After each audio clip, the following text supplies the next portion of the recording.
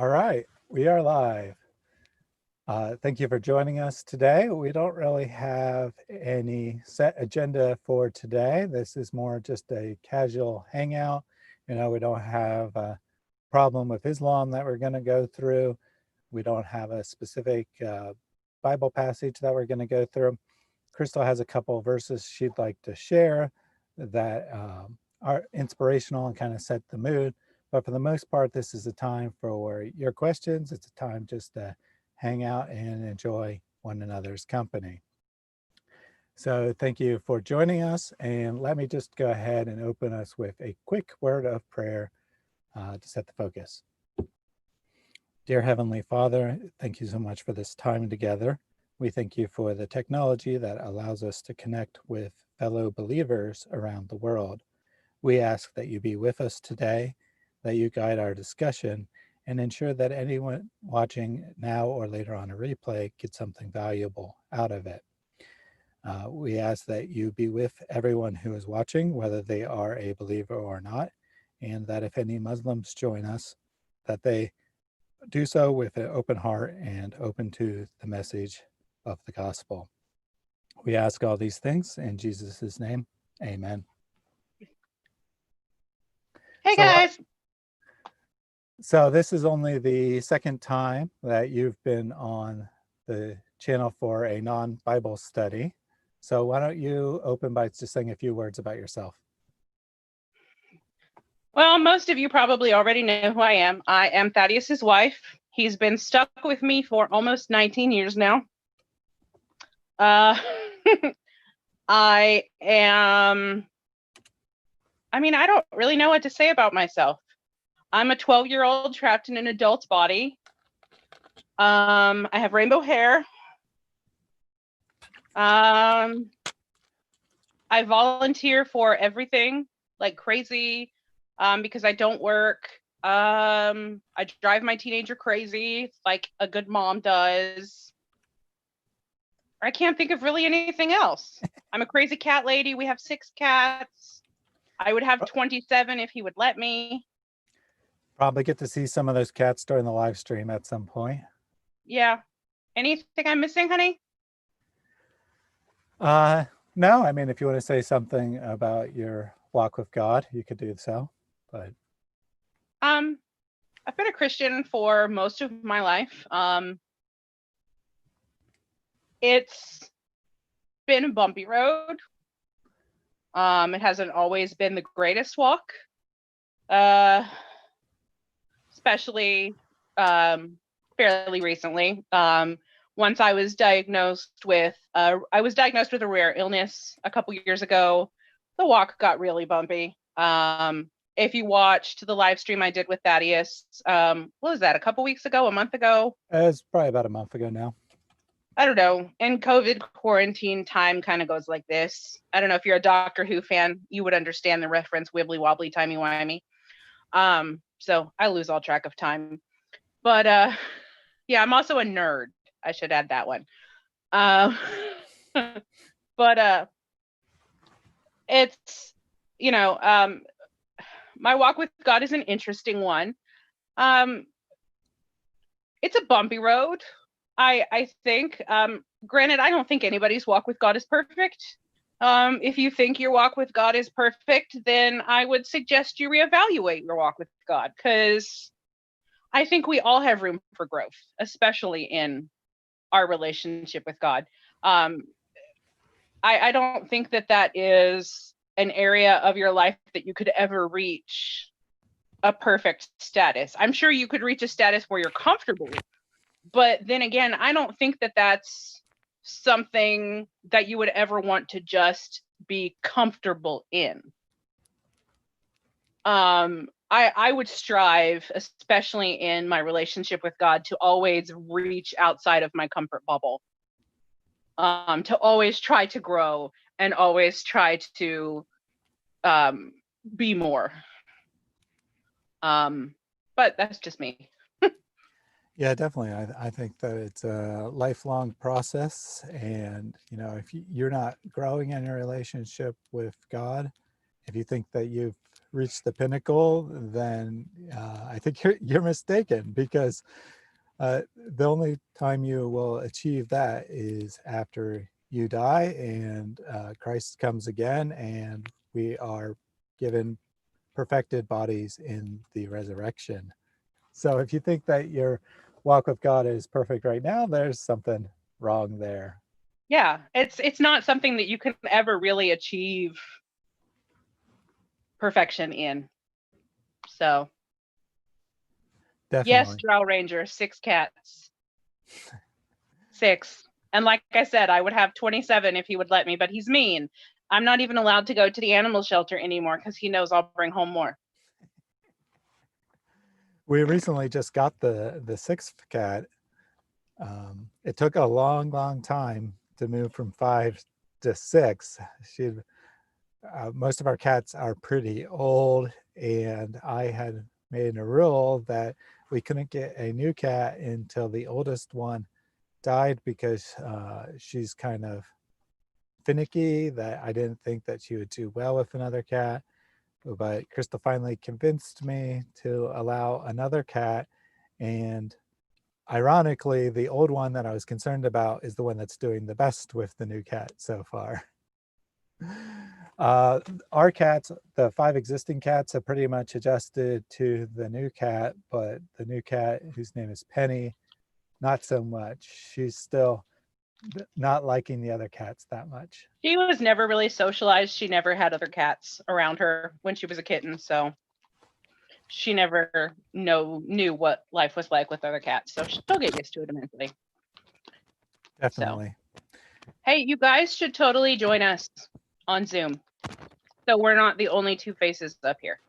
Please. Yeah, absolutely. You guys, anyone who wants to can join the video and audio portion. If you don't want to be on camera, you can join just the audio. You don't have to turn your camera on. You can join just the audio. I put the link in the chat a little while ago. It's also in the video description box. So did you want to maybe jump into one of those Bible verses you wanted to talk about?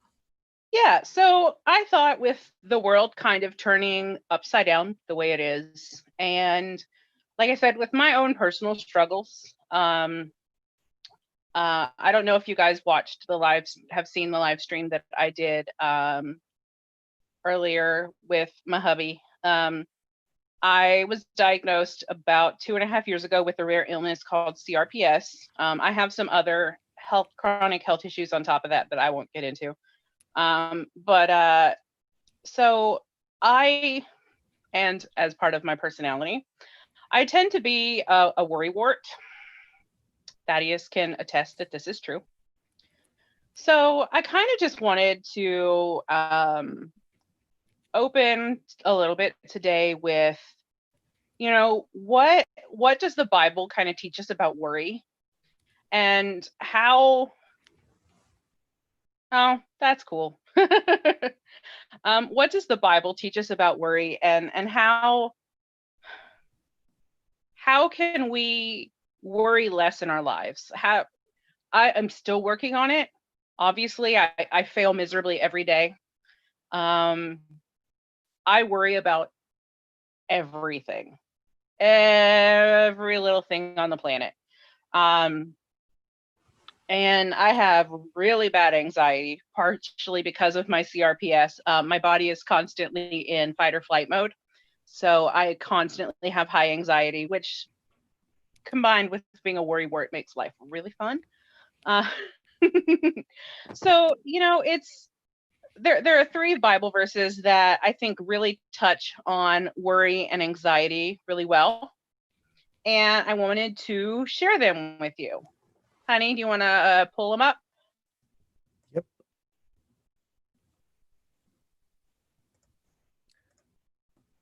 Is there one in particular you wanted to start with, or just? Let's start with my favorite, which is Matthew. Okay. Which is the really long one. Yeah, sorry about the tiny text. Yeah. So you want to read it for me, honey? Sure, I can do that. Thank you. Therefore, this is Jesus speaking. Therefore, I tell you, do not be anxious about your life, what you will eat or what you will drink, nor about your body, what you put on it. Is not life more than food, and the body more than clothing? Look at the birds of the air. They neither sow, nor reap, nor gather into barns, and yet your heavenly Father feeds them. Are you not of more value than they?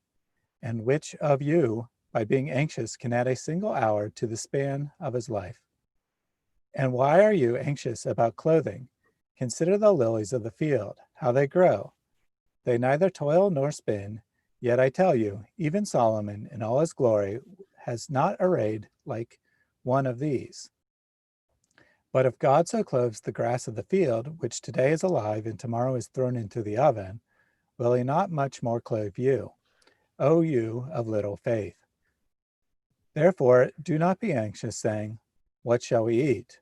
Or what shall we drink? Or what shall we wear? For the Gentiles seek after these things, and your heavenly Father knows that you need them all. But seek first the kingdom of God and his righteousness, and all these things will be added to you. Therefore, do not be anxious about tomorrow, for tomorrow will be anxious for itself. Sufficient for the day is its own trouble. So do you have some I just, thoughts you want to yeah, add to that? I love that verse so much. I mean, those things are things we all have worried about, I'm sure, at some point. Food, water, clothing, what we're going to do tomorrow, in the future. You know, everybody talks about what is your 5-year plan? You know, what is your future going to look like? Why are we so worried about it? And it has its own trouble. Let's just focus on today. Let's focus on what we need to work on today, and let it take care of itself. It'll get done. It's going to be fine. But it's so hard to not focus on. It really is. But God is telling us here, look, if I can put wild lilies in the field, if I can take care of the birds, if I can take care of, all these beautiful crops, and, and he's talking about wildflowers here, not, lilies that people have sown in their garden as ornamental flowers. He's talking about wildflowers, like when you drive down the road and there are just tiger lilies on the side of the highway. Like, if he can do that, of course he's going to take care of you. You're so much more than that. So it's, I find this verse so comforting. And it really helps a lot when I get really stressed out.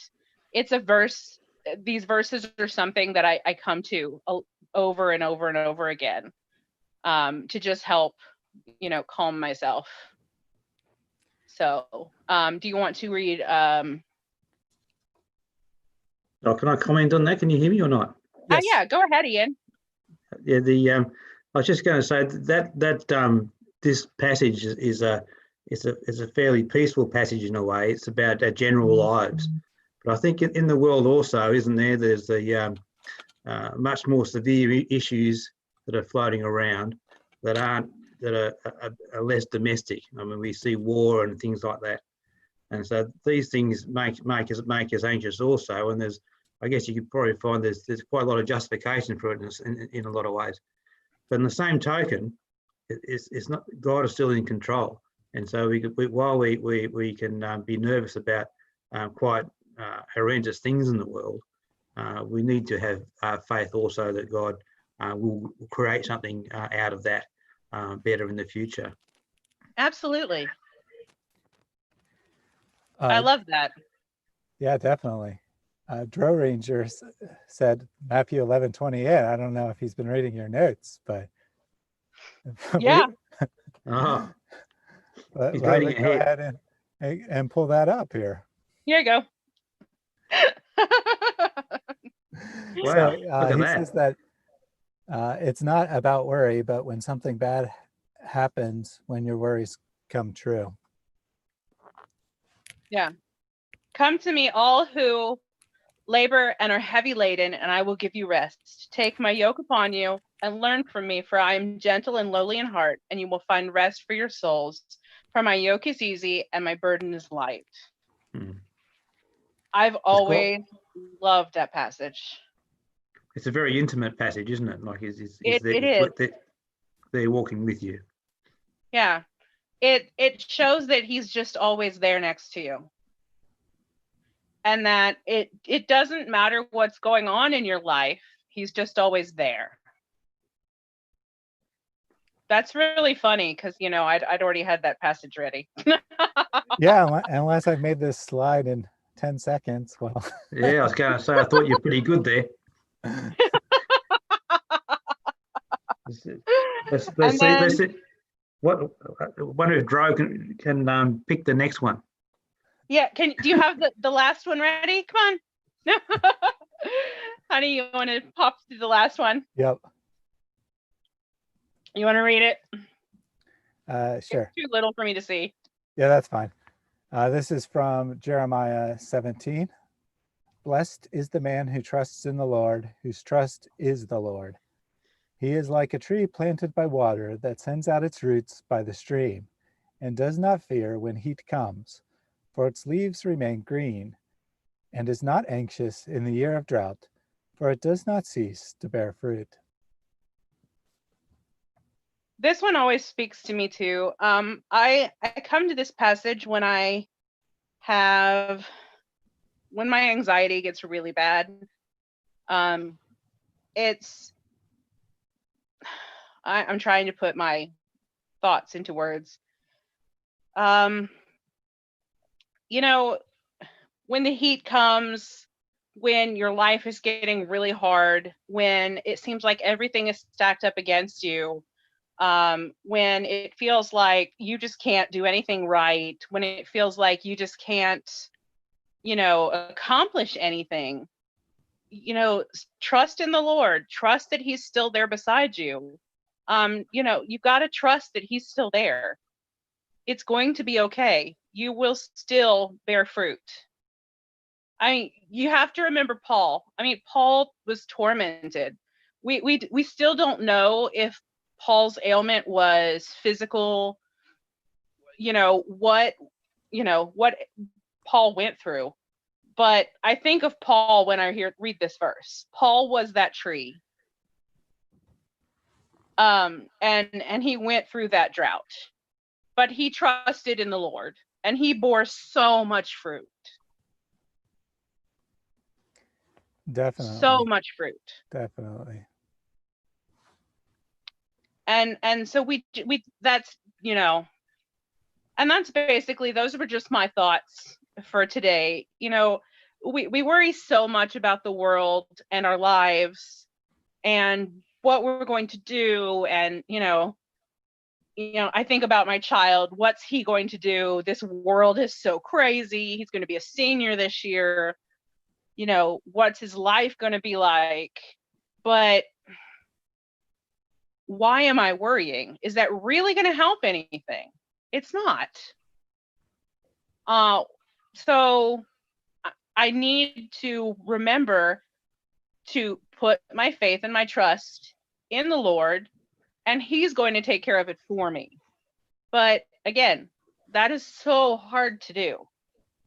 So my challenge to you is to take all that worry and that fear and to take it to God. But again, it's hard. So I'll do it if you do. Haha.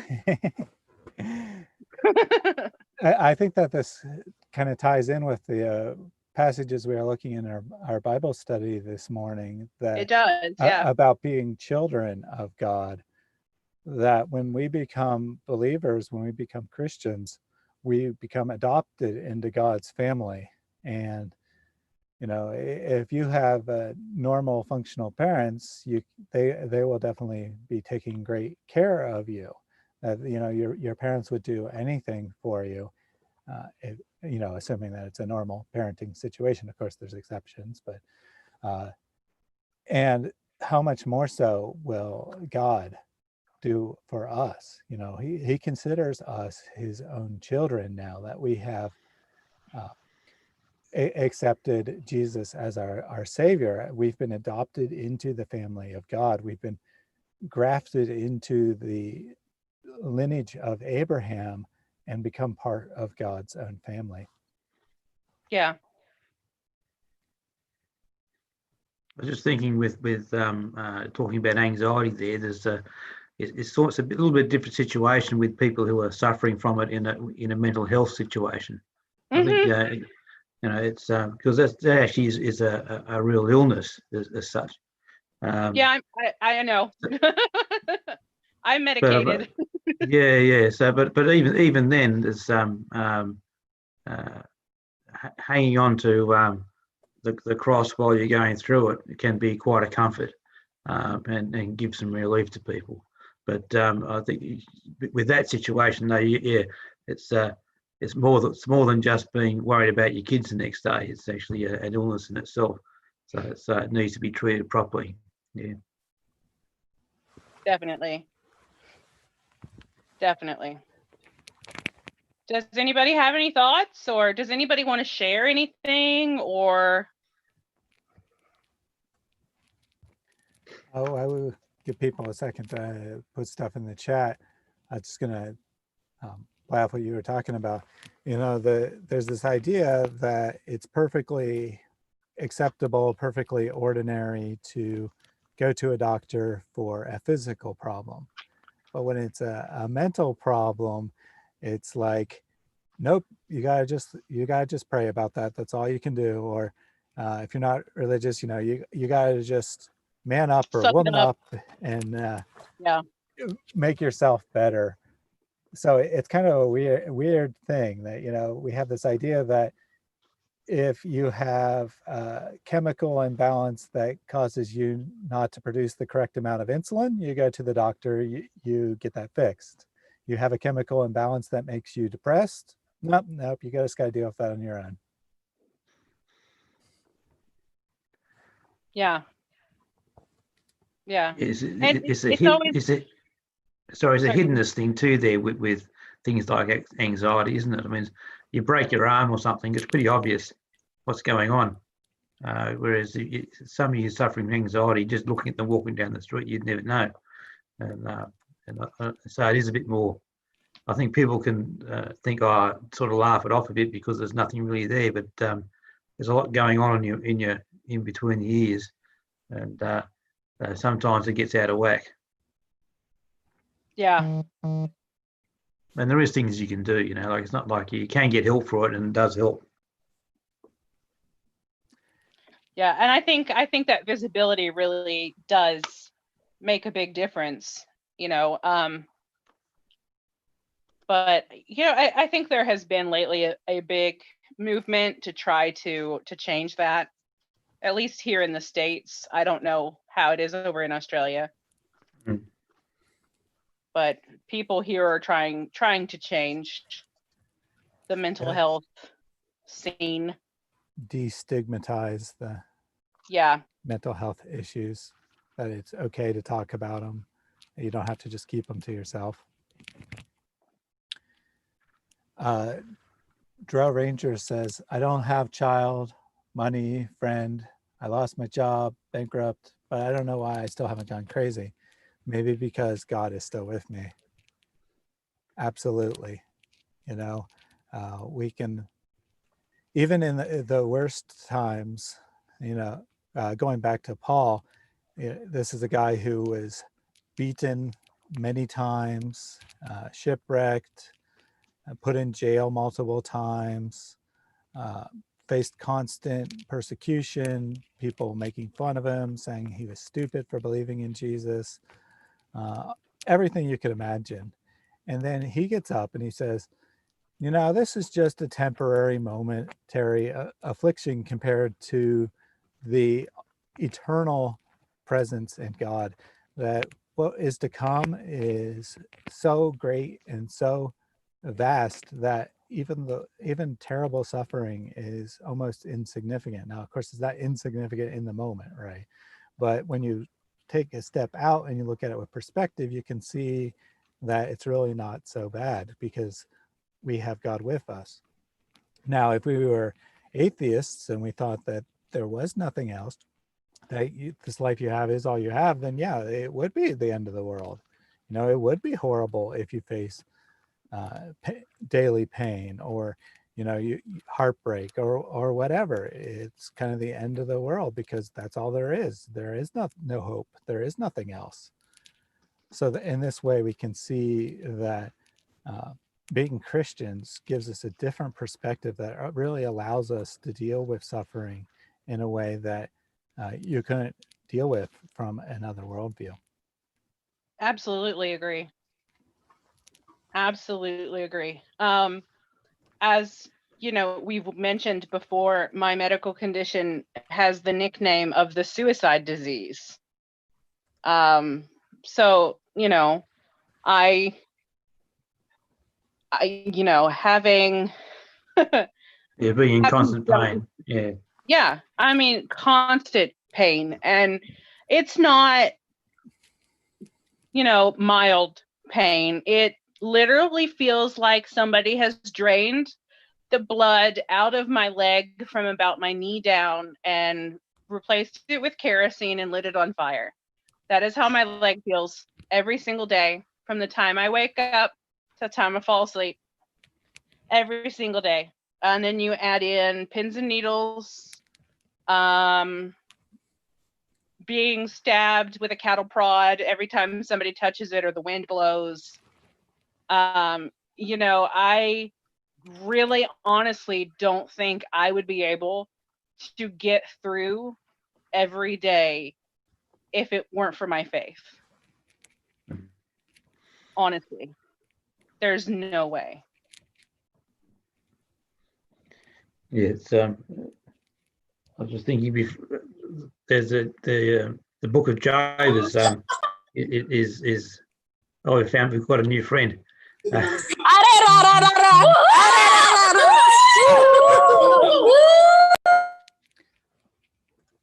All right, continuing on.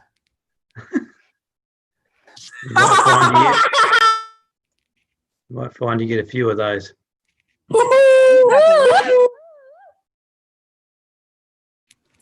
Okay, Kicked off one little they go. distraction there.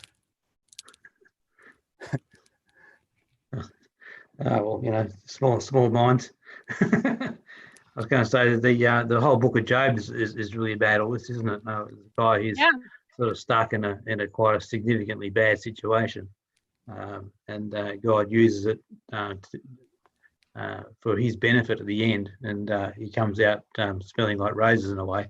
I'm not saying that's necessarily the result for everybody, but God is available there for a spiritual comfort anyway. Yeah, definitely. So is there anything you guys in the chat, anything you guys would like to share? Anything you guys are feeling God is leading you'd like to talk about? Anything that you feel you want to discuss or pray about or anything?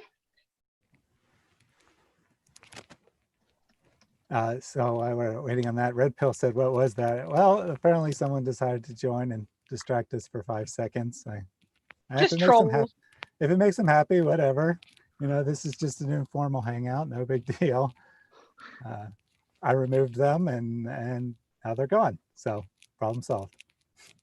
But for anyone else who would like to join, we'd love to have your discussion in the... Yeah, feel free to join our video. Please, the link is up ahead. Yeah, it's in the video description. I'll go ahead and put it in the chat as well. It looks like our friend inspired by Sheikh Ahmed Didat has joined us. He says, may Allah guide you. Well, I've looked at the evidence and it appears that Allah is just a stone idol. So I guess he won't be doing too much guiding. Maybe he can function as a signpost and hold up a sign or something, but that's about all Allah can do. However, this is an informal chat. So if you have an argument for why we should believe in Allah, then go ahead and put it in the chat. Red Pill, I totally agree with you. Red Pill said he would like to pray for the world to be free of COVID-19 ASAP. That would be amazing. I don't know what part of the world you're in, but here in the United States, it's going crazy. And we're in the middle of a wave that is record numbers, and it's being completely politicized. One side is yay masks and the other side is no masks, and schools are going to come back soon, and it's just a mess. Yeah, I mean, there's no easy solution to the COVID situation. I think we're going to be dealing with this at least until there is a vaccine, which, you know, it could be soon or it could be years from now. So it's really just a lot of uncertainty. Yeah. If Well, we can get a vaccine. But definitely we can pray for We will that. definitely We pray can for that. definitely pray for a vaccine, pray for calm during the situation, pray for wiser minds to prevail. That, you know, it's inevitable that more people will get sick, but that doesn't mean that the same number will get sick no matter what we do. So we can take steps to reduce the effect of COVID for sure. Oh, I have friends in LA. So, well, Lake Forest, close to LA. I'm going to have to disappear, Thaddeus. All right. Bye, Sleep Ian. well. Thanks for joining us for a little bit. Yeah, it's pretty late here. Yeah, Well, thanks you for later. joining us while you could. No worries. Bye all. Stay safe.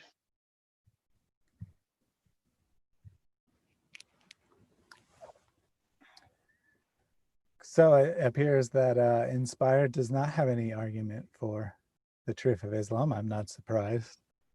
For some reason, he never seems to show up whenever I have a chat about Islam. But this is his chance. We're waiting for his evidence here. But I think we should probably not wait, because I don't think that's going to be forthcoming. David Julius says you have an epic beard. Well, thank you. With the salons being closed during COVID, my hair is getting longer, and I used to have really long hair when I was younger. He's not kidding. I will show a picture. Crystal encouraged me to start growing it out, and she said, why don't you grow out your beard at the same time? I've never actually had a long beard before. Even when I had long hair, I had a short beard. So I'm giving it a try, and I like it. I think it's going pretty well. I think it suits him. I think it looks really good. And it hides his double chin. Unfortunately, I'm female, so I can't grow one to hide mine. So, you know. Yeah, when I had long hair before, I weighed like, I don't know, 70% of what I weigh now. Yeah, when he had long hair, it was longer than what mine is now. Obviously, mine's up in a bun, so you can't see how long mine is, but his hair was like down to his elbows. Like, it was insane. Yeah. Yeah, when I finally decided to try a shorter haircut, went to the salon, and they're like, if you cut off 12 inches, we can donate it to cancer patients, and then the haircut will be free. I'm like, well, I think you got more than 12 inches there, so go right ahead. They cut off, I don't know, 14, 16 inches, and it wasn't like cut down to the scalp. I still had several inches of hair, so it was quite long. Ian says you'll model for Jesus statues. When our son went to a Catholic school when he was younger, and what was it, like preschool, first grade, kindergarten? I don't remember. But one of his classmates, when Thaddeus went to pick him up from school, goes, "Are you Jesus?"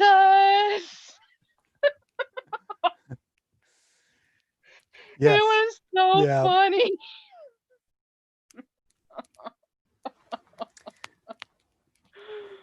Oh man, because he had the long hair, and it was so funny. Oh man. Yeah, back in the day. It was fabulous. It was fabulous. But yeah, the salons were closed for so long, and his hair just started getting so long, and I was like, just grow the beard. You should see our son's hair. He decided to just let it grow long and crazy, and it's just like this giant.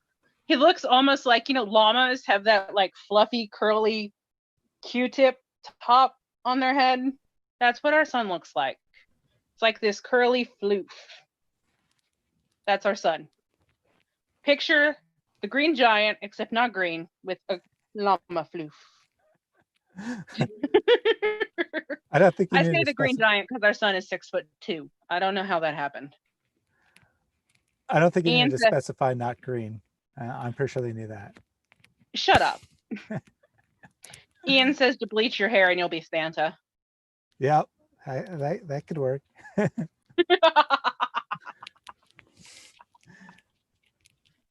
Oh, goodness gracious. That's so funny.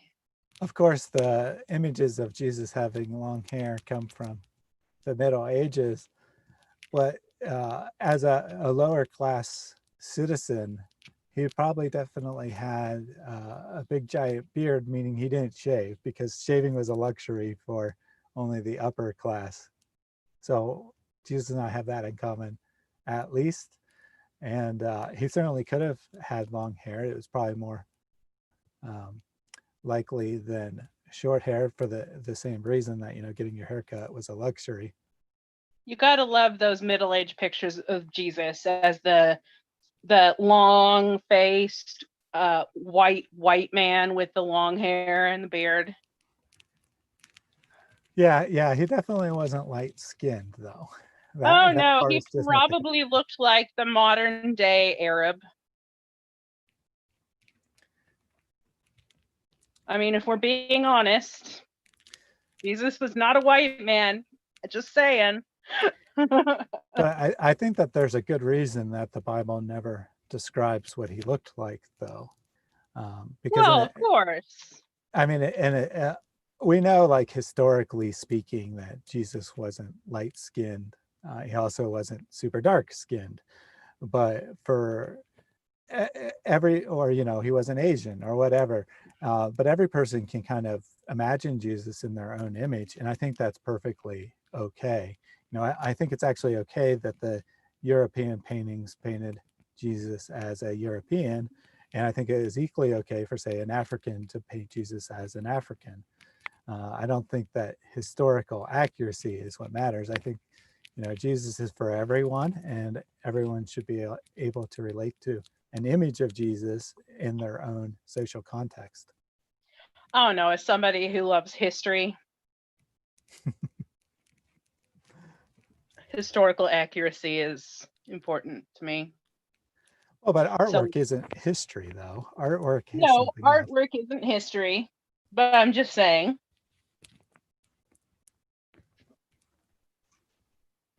Speaking of history, Crystal really loves history, and I've been encouraging her to start Oh my gosh. making videos about Christian history.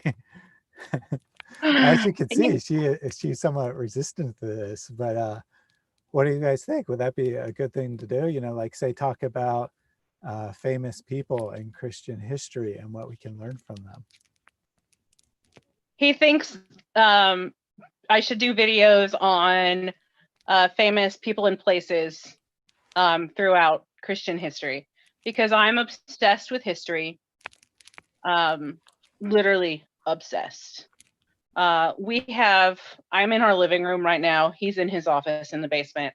And I am staring at 4 bookshelves that are packed, filled with books that are all history and classic fiction. Most history. Well, there's some art books too. Some art books too, yes. I don't know. Like, I tend to get, if I do a project like that, I tend to get like really into like details that really interest me. And I feel like people would be like, this lady is really weird. I don't know. So I don't know. Well, you like to watch the great courses. Which Yeah, I do. So I don't know if you guys know what the oh, don't get me started on the Crusades. I think they're abominations. well, we can get to that in a moment, but why don't you? Yeah. So the great courses are this is really great. It's this really great company that does these lecture series on video that are basically like you're sitting in on a college lecture. And there are various different topics. Some of my favorite ones have been on ancient Mesopotamia, the archaeology and history of the Holy Land. There's one I'm watching right now on cooking in the ancient world, and he actually like goes through and cooks the ancient recipes, which is so cool. And I'm watching one on archaeology right now where he's going in and talking about Göbekli Tepe, and the Nabateans, which is one of my favorite ancient cultures. I know they're a Muslim culture, but they're still really cool. So, but yeah, it's just like so. I'm thinking if I did what Thaddeus wants me to do, it'd be something in a similar format to that.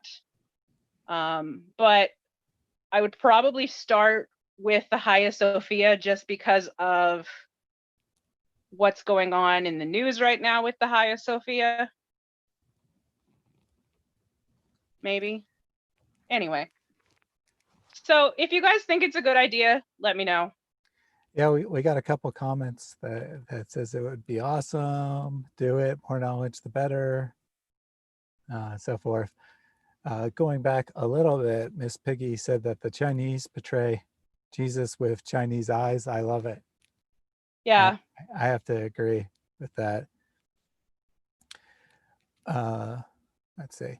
So Wilson said, what do you think of the Crusades? Now you already started to give a hint, but I think that it's important to also have some perspective. The Christian lands had been attacked and invaded by Muslim armies for hundreds of years before the Crusades were launched. Now, there was a lot of problems with the Crusades, for sure.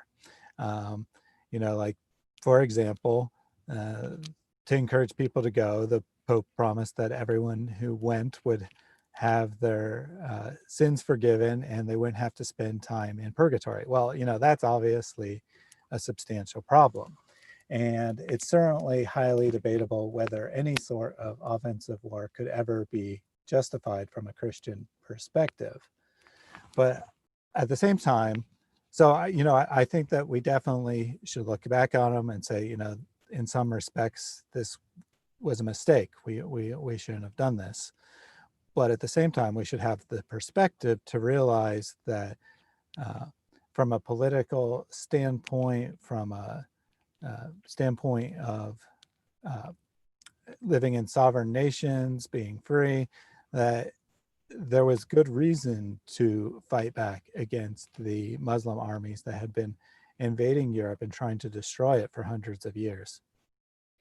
My issue with the Crusades was the attitude that they took during the Crusades. The whole kill everyone and God will sort it out when they get there. That's my issue with the Crusades. That was actually what they were told when they asked, how do we know which people are Christians that we shouldn't kill? Just kill them all. God will sort it out. Mm-hmm. Yeah, along the same lines, Villainous says the Crusades were inept, and that's true. Unfortunately, the Christian crusading armies ended up attacking Christian churches quite often.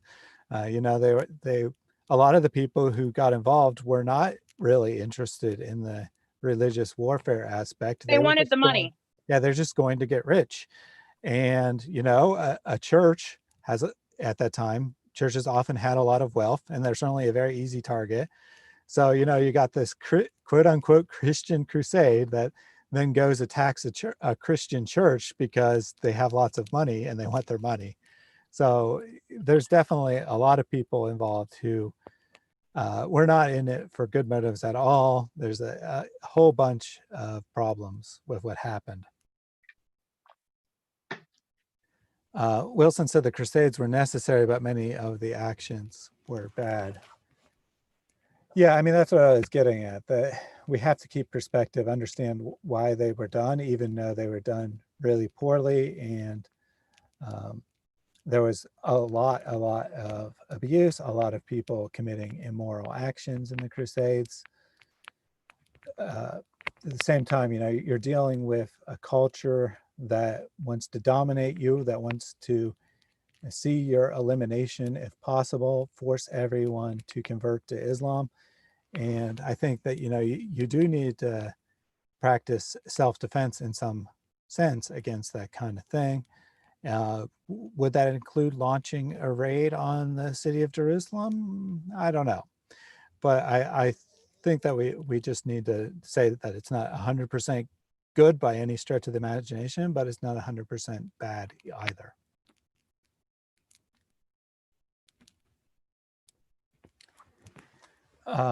Salvona says that this was presumably meaning the attack on Christian churches and whatnot, was a problem caused by the free pass through purgatory. They didn't care how they got stuff. Absolutely. The Pope had promised them, you know, a free pass. And I think that brings up another mostly unrelated point, but you know, people who say that the world is becoming less Christian, and well, one that's Are not you even. going the same direction that I was about to go? I don't know. I was to say, in one sense, that's well, first of all, it's not even really true, because if you look on a global scale, the number of people joining the Christian religion is more than the number of people leaving. You know, the center of the church is moving to the global south. The church is growing in Africa. The church is growing in Asia. The church is growing, or at least maintaining its strength in South America. Yes, it's shrinking in Europe. So in the one sense, you can look at the piece of paper and say the church is on the retreat. But at the same time, you know, yes, 1,000 years ago, or, you know, 500 years ago, or whatever exactly you're looking at, every European would have said that they are Christian, but probably 95% really didn't have any clue what that meant, that they didn't really have any understanding of the religion whatsoever. I'd say that the number of people, the percentage of people who actually understand Christianity and are actually real Christians is more than ever. So is that what you were where you were gonna go, or no? Yes. This is the problem with being married for so long. I'm pretty sure we share a brain now, which is terrifying. So Wilson added to that the number of Christians will soon reach 3 billion. And that's true. You know, people talk about how atheism is growing and how religion is on the retreat.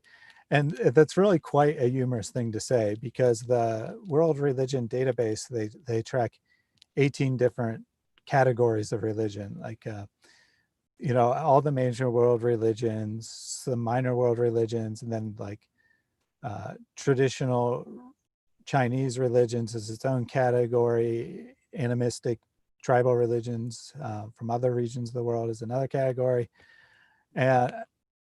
And I say all this to get around to it. There's only 2 of the 18 groups that are not growing. And one of those 2 is atheism. That atheism is actually on the retreat globally due to the fall of communism and the slow but steady Christianization of China. The number of people who proclaim to be atheists is actually dropping, because for most of the 20th century, the world's atheist population was concentrated in Russia and China, not in the West. And the other that is on the decline is Shintoism, the traditional religion of Japan. But every other group, including even tribal religions, is on the increase in terms of absolute numbers. So to say that religion is about to die out or something is just utter nonsense.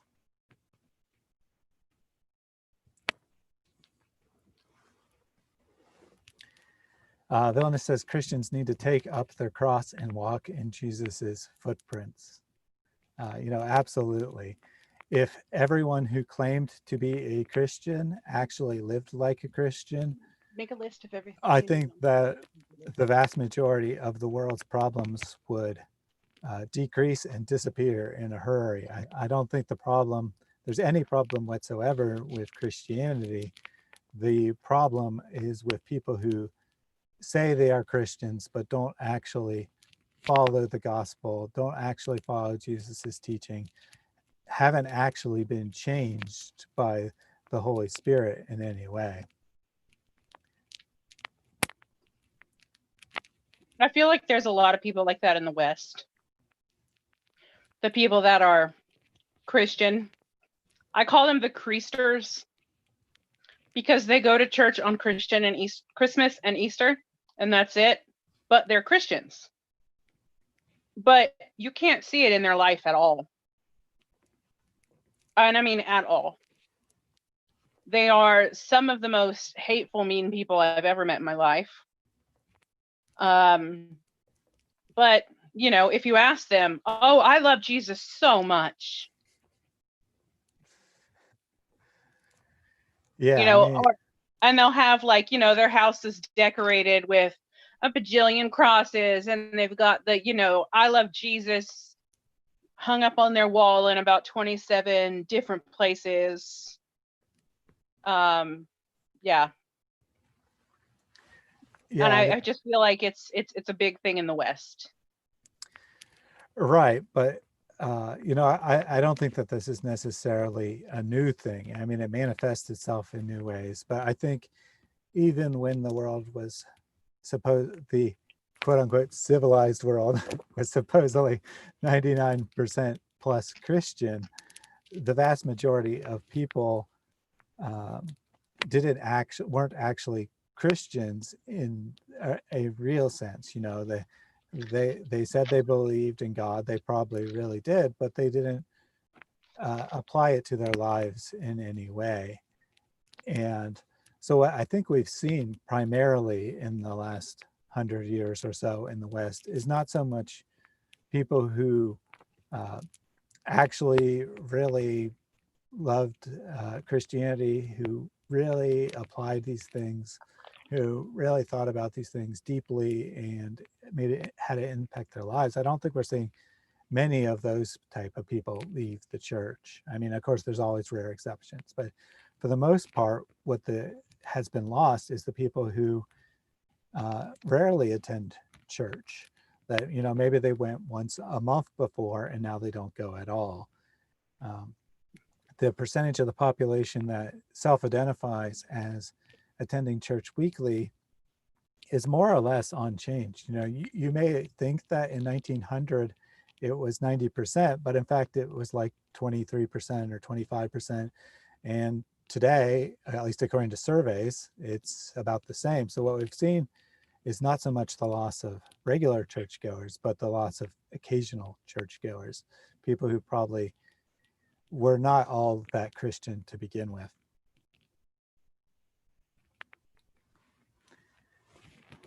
Oh, we have a number of comments. First of all, Wilson says atheism will die out. It's being outbred by other religions. And that is part of the reason that atheism is on the decline.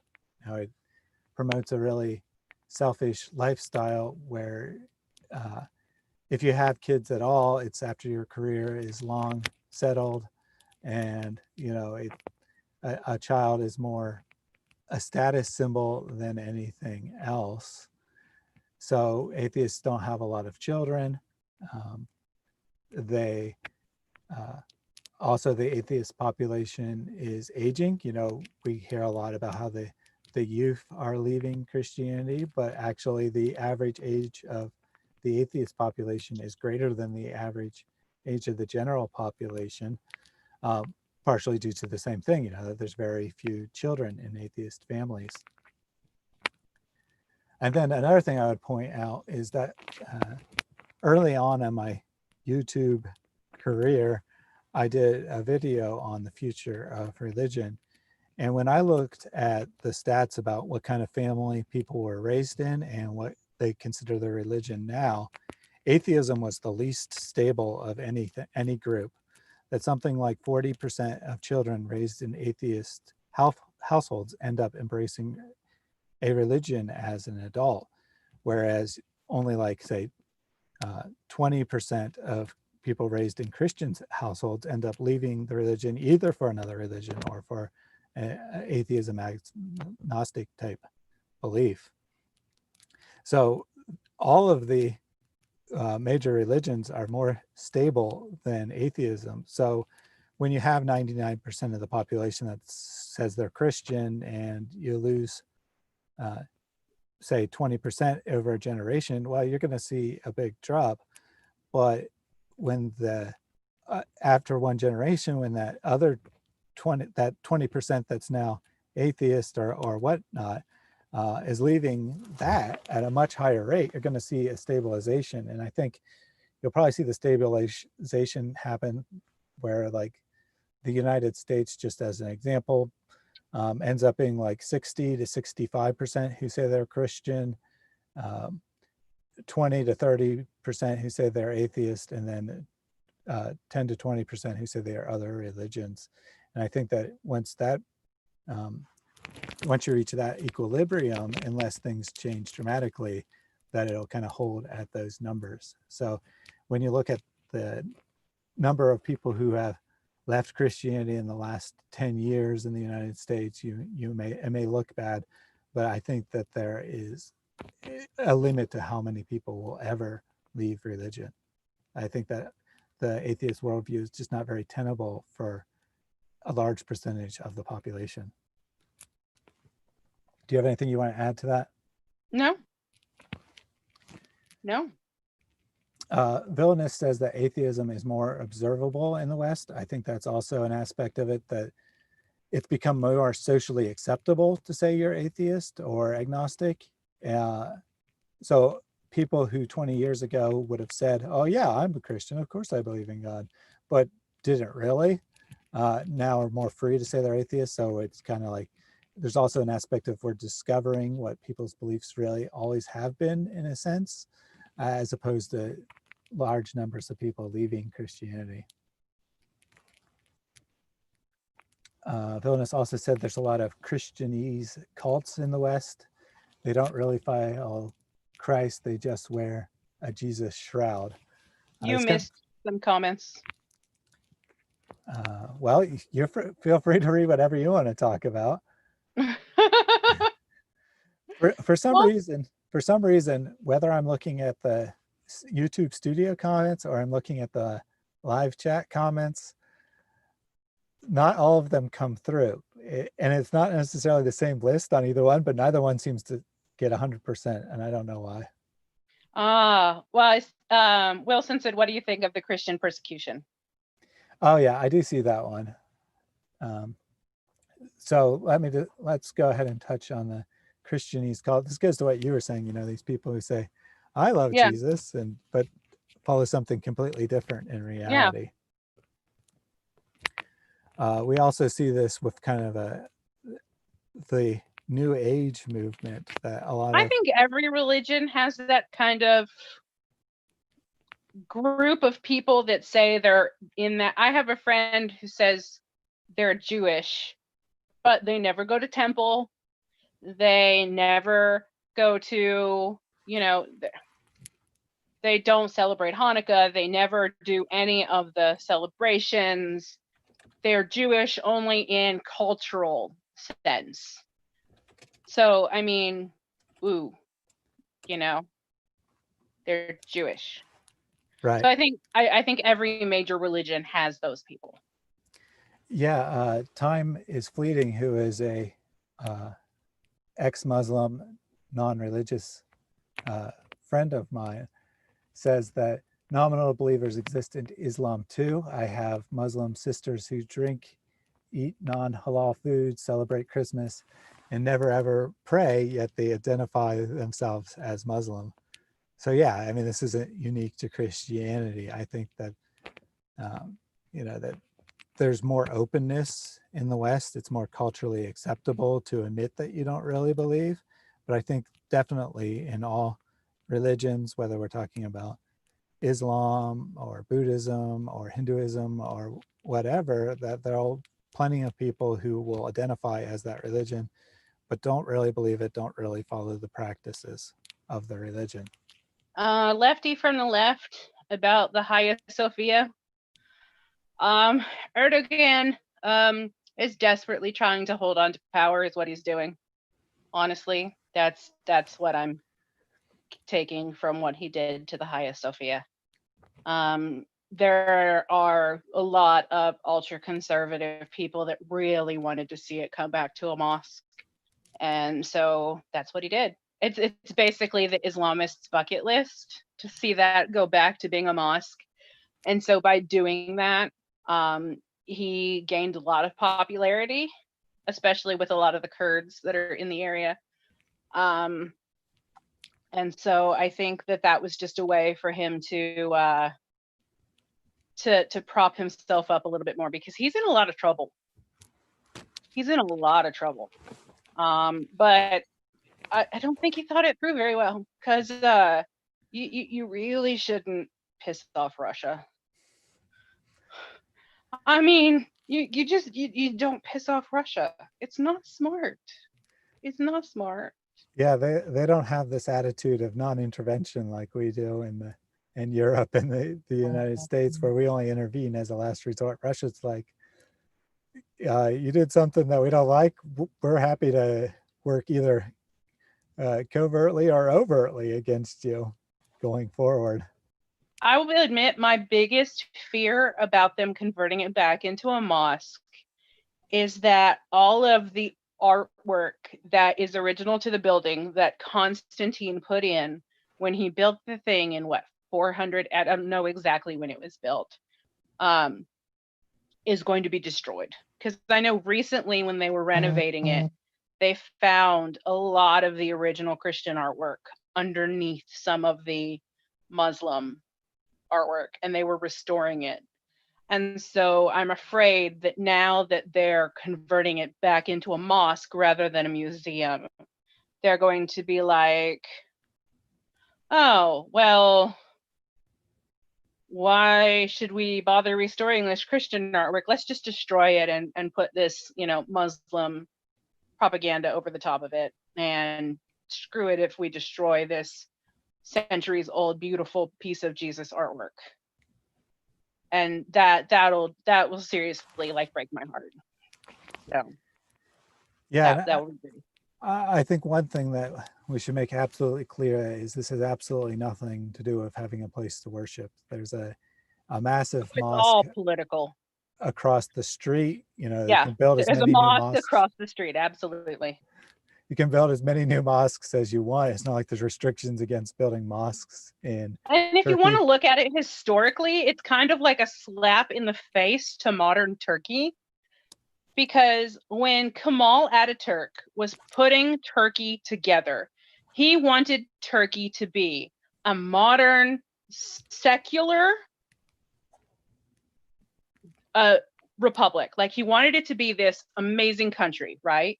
So he was like, let me take this mosque and make a museum that everybody can come, everybody can appreciate this really awesome, really great thing that my ancestors have done.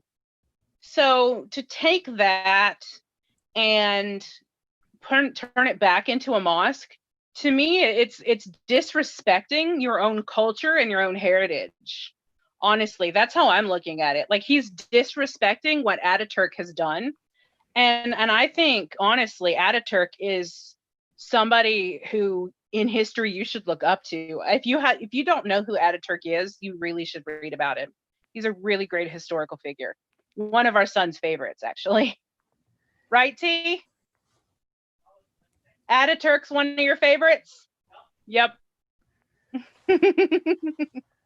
Yeah, so I mean, that's exactly what he's doing. Of course, from his perspective, it's a bit different. He wants to restore the Ottoman Empire. He wants to be the new caliphate who controls the Islamic world. I think he envisions himself in that role as kind of like the savior of political Islam. He sees. So it's very intentional that they're trying to go back to the Ottoman Empire here. That when the Ottomans took over, they converted that building from a church to a mosque for a very specific reason, and it had nothing to do with we need a building to worship. It's all about we're the ones in control. Islam is dominant. Anyone else, if you're allowed to exist at all, is subservient to us. And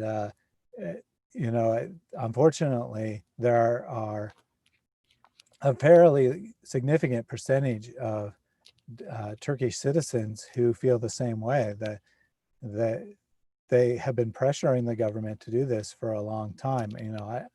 I don't know what the percentage is, and it's hard to say, but it's not 1%. Let's put it that way. It's much more significant than that. Is it 20%? Is it 50%? I don't know, but it's definitely a very large number of people who feel the same way, that they don't like Turkey being a secular government. And even though it's a secular government, there's still all kinds of advantages for Islam, but that's not good enough. We want a religious state. We want what Muhammad instigated. We want religion and politics to be inseparable. They should be the same thing, and we want to go back to that situation. Because it works so great in every other country that it happens in. Yeah, it's so wonderful in Saudi Arabia. Lefty from the Left asked, does it incite another reaction from other countries that have a dark past with the Ottoman Empire? I honestly don't know. So many countries that the Ottoman Empire had such a dark past with aren't really countries anymore. Like the Genoese, that's part of Italy now. It's so I honestly don't know what kind of reaction it's going to have. I'm sure it's going to have a ripple effect throughout the area. I just don't know what kind of effect that's going to be. I think it's going to take some time. So we're just going to have to wait and find out. I'm very curious to see what Russia does, because Russia is very upset. Yeah, and Russia is very, very upset. And I think the reaction will depend partially on how the takeover goes down. It hasn't actually happened yet. It was just ruled that it legally can take place. Greece is not happy either, as Ian just pointed out. But I think part of it will depend on how it goes down. If they do start destroying the Christian artwork, that's far more offensive than putting a sheet over it so people can't see it. Yeah. And so I think it'll partially depend on how that goes down. And I don't think that Turkey really knows what they're going to do yet. I think they're probably gauging the world's reaction right now and saying, what can we get away with? How far can we push this before it leads to open war? A bit earlier, Time is Fleeting said that Erdogan is trying to provoke us into converting the Al-Aqsa Mosque, the Dome of the Rock, into a synagogue. And they said, I think we should take him up on his offer. I'm not quite ready for the end of days yet. Just a thought. Yeah, of course, the temple being rebuilt is it's kind of the signal for that. Yeah, it's seen by many as an important prerequisite for the end of days to come about. So I don't know. There's some that would say, well, by all means, then let's go ahead with it.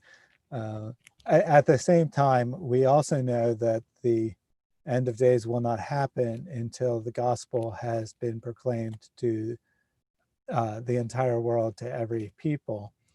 And we may feel like in the modern world that everyone has the opportunity of the gospel, but that's not really true. There's still hundreds of people groups that have not been reached at all.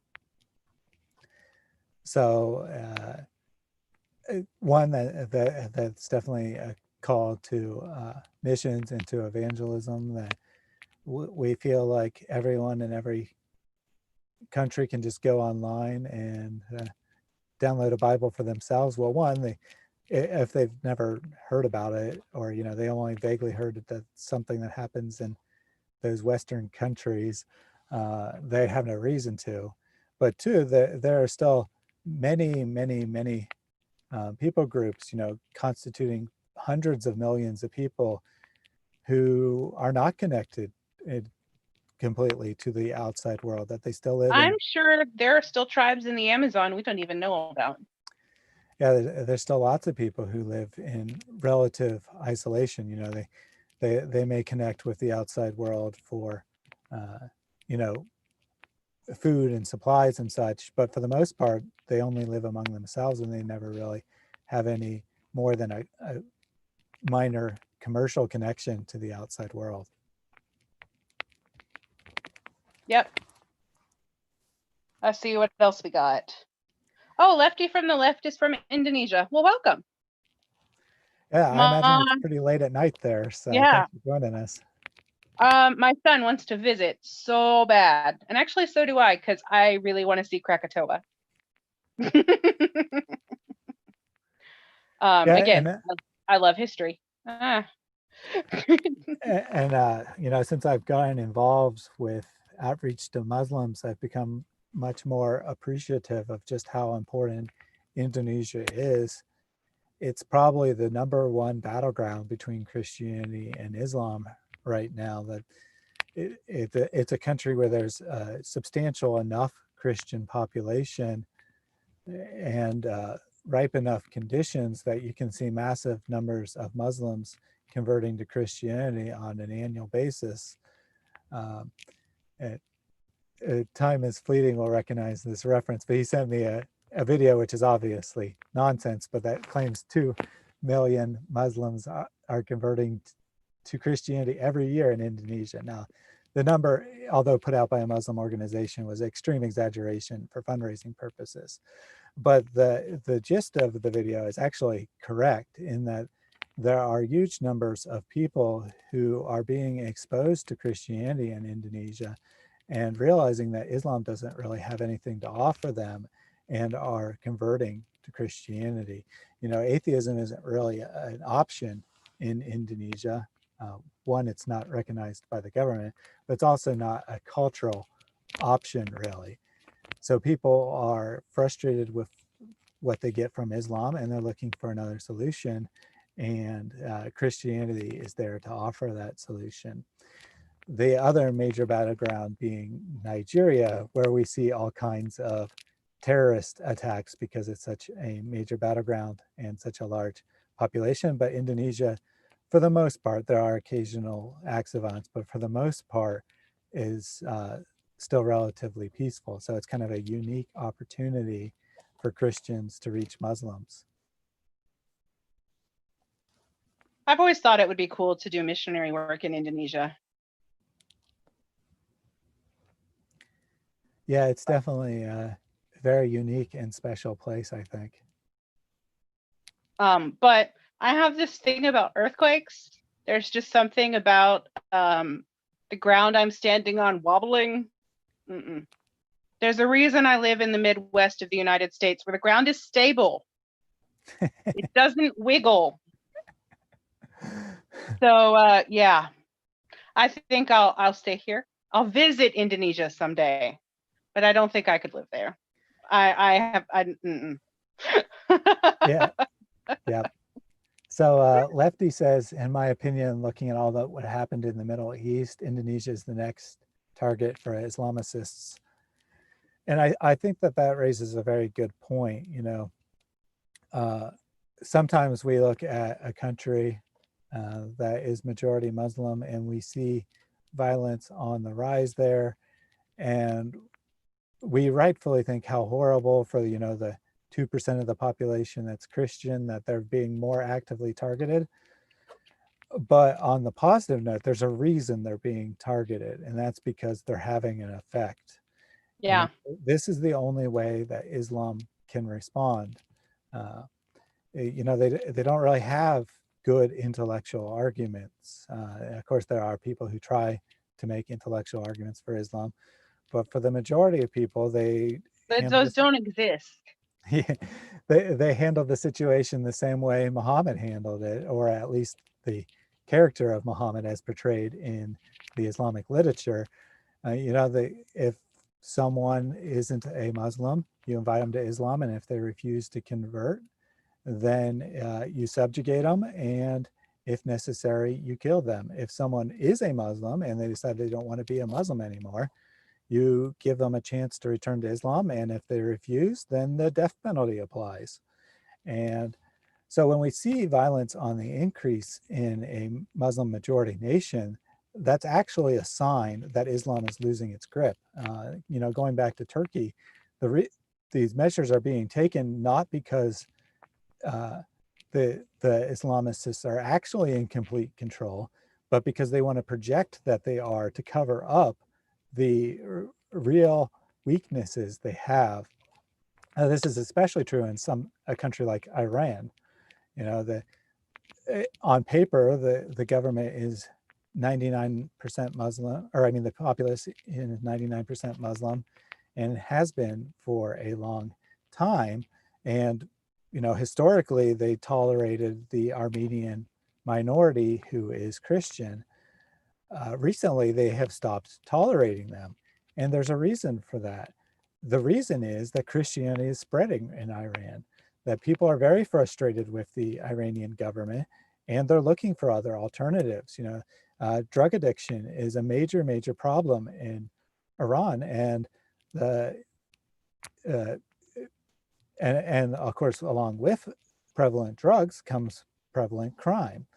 So people are looking, and they're seeing that the government promised that when they instigated Islamic law, going from a country that was almost all Muslim but didn't necessarily practice Muslim law, to a country that still almost all Muslim, but now they're enforcing Sharia law in daily life, and they've seen the effects, and they have not been positive. And because of that, people are leaving, which is increasing the government's desire to crack down on it. So the rise of violence, the rise of persecution is actually a sign of health of the church rather than the opposite.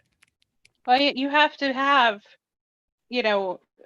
complete 100% totalitarian control in order to give the illusion that you want to give. Look at China in the 60s and 70s under Mao. He wanted everybody to think China was this amazing place, this, fabulous place. Meanwhile, millions were dying of famine. Mm-hmm. It's that totalitarian regime. You grip tightly when you're losing control. The more and more you lose control, the tighter you grip. Yeah, and then one day it just all crumbles when you've completely lost your grasp. It'll seem like it happened in an instant, but it actually has been building for a very long time.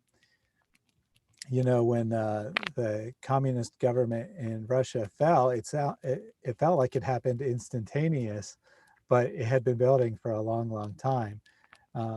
When the Berlin Wall was torn down, it seemed like, how did this happen overnight? While we were sleeping, how did people suddenly rip down the Berlin Wall? But the government had been losing its control for a very long time, and it finally got to the point where people realized it, and in an instant the government was gone.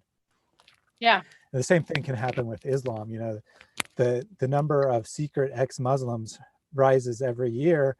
On paper, it still looks the same. It still looks like, you know, there's very few people leaving Islam, but more each year, more and more people leave. And then at some point, the ex-Muslims will realize, hey, you know, we don't have to hide anymore. There's enough of us. And then it will look like to the world that, you know, 20% of, say, Iran apostatized in a year, but it will have actually been building for a very long time, and it will only look that way. So Lefty says, in Indonesia, we have a handful of ex-Muslims turned to Christ, evangelists and priests, they even boldly spreading the good news. And, you know, that's a great point, that there are not normally lukewarm converts. There are plenty of lukewarm Christians, but converts are very excited about Christianity. You know, Yeah, you generally don't convert and are like, yeah, I just converted to Christianity. Jesus is okay. Yeah, you generally, when you convert, you're on fire. I mean, that Holy Spirit hits you and you just have to tell everybody. And it's amazing. It's incredible to see a new convert. Yeah, and you know, that should be our motivation, that, you know, we see probably we see a lot of people who say they're Christians, and maybe they believe, maybe they don't, but they're very comfortable. They've grown up in the church. They you know, they attend church, and they exhibit all of the, or they say all the right things, but, you know, they're not passionate about it. But when we talk to a non-believer and then we introduce them to Christ and they come to accept that, you know, they're on fire. They want to spread that. They know where they were, and they see how much things have changed for them, and they want to give that same joy to other people. You know, for us who grew up in the church, we don't necessarily have that same understanding because we were never completely outside of the church. You know, I mean, I don't think that infants are in reality born Christians, but if you're raised in the church, you know, you kind of accept it little by little. You don't just have an epiphany moment one day where you accept Jesus. You kind of just accept it little by little, and then at some point, you're willing to say, you know, I'm a real Christian. I really care about these things. I do want other people to experience what I experience, but you don't have this dichotomy of, you know, your former life, a hard break from your former life to the new life. Yeah. Does anybody else have anything else they'd like to chat about? Ian, you said you were going to bed an hour ago, dude. You're worse than my teenager.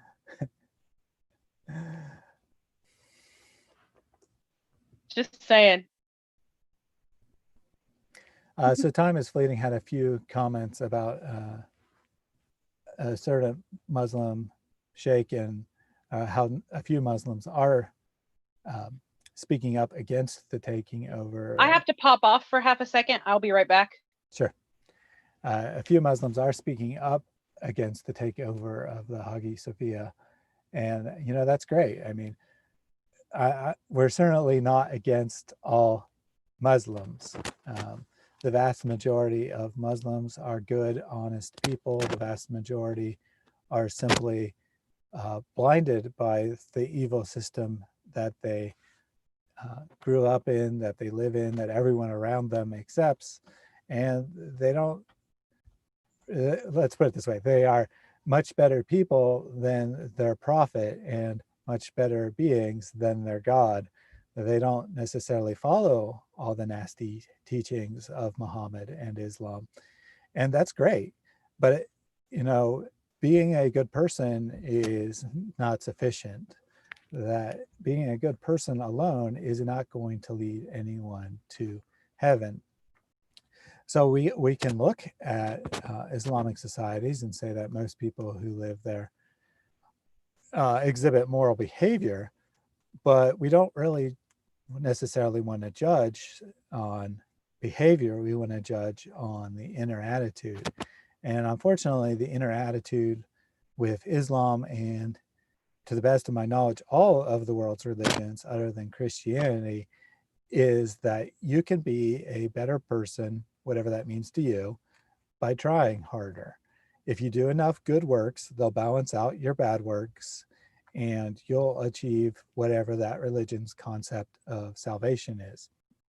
Whether it means you'll be reincarnated in a better situation, or it means you'll have a better life now, or it means you will go to some version of heaven.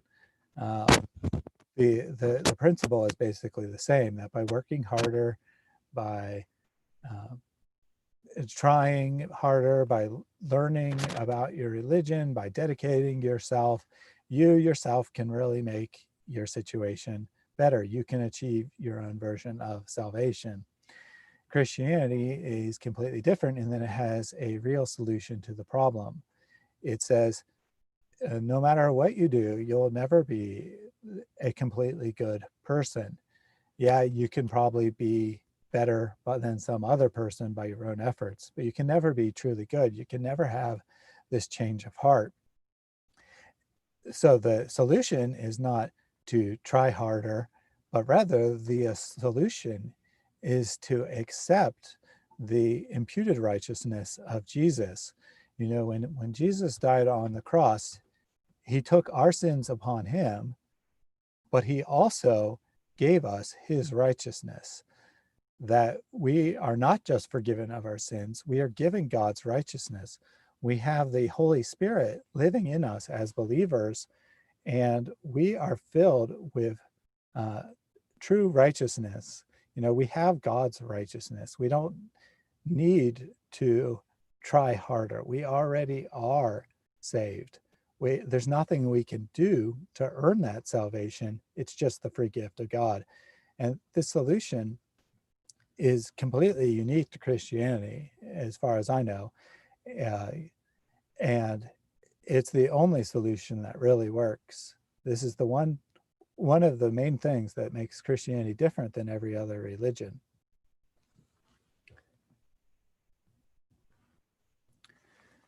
So Lefty says, going back to the discussion on... I'm back! Yay! Sorry. Yay!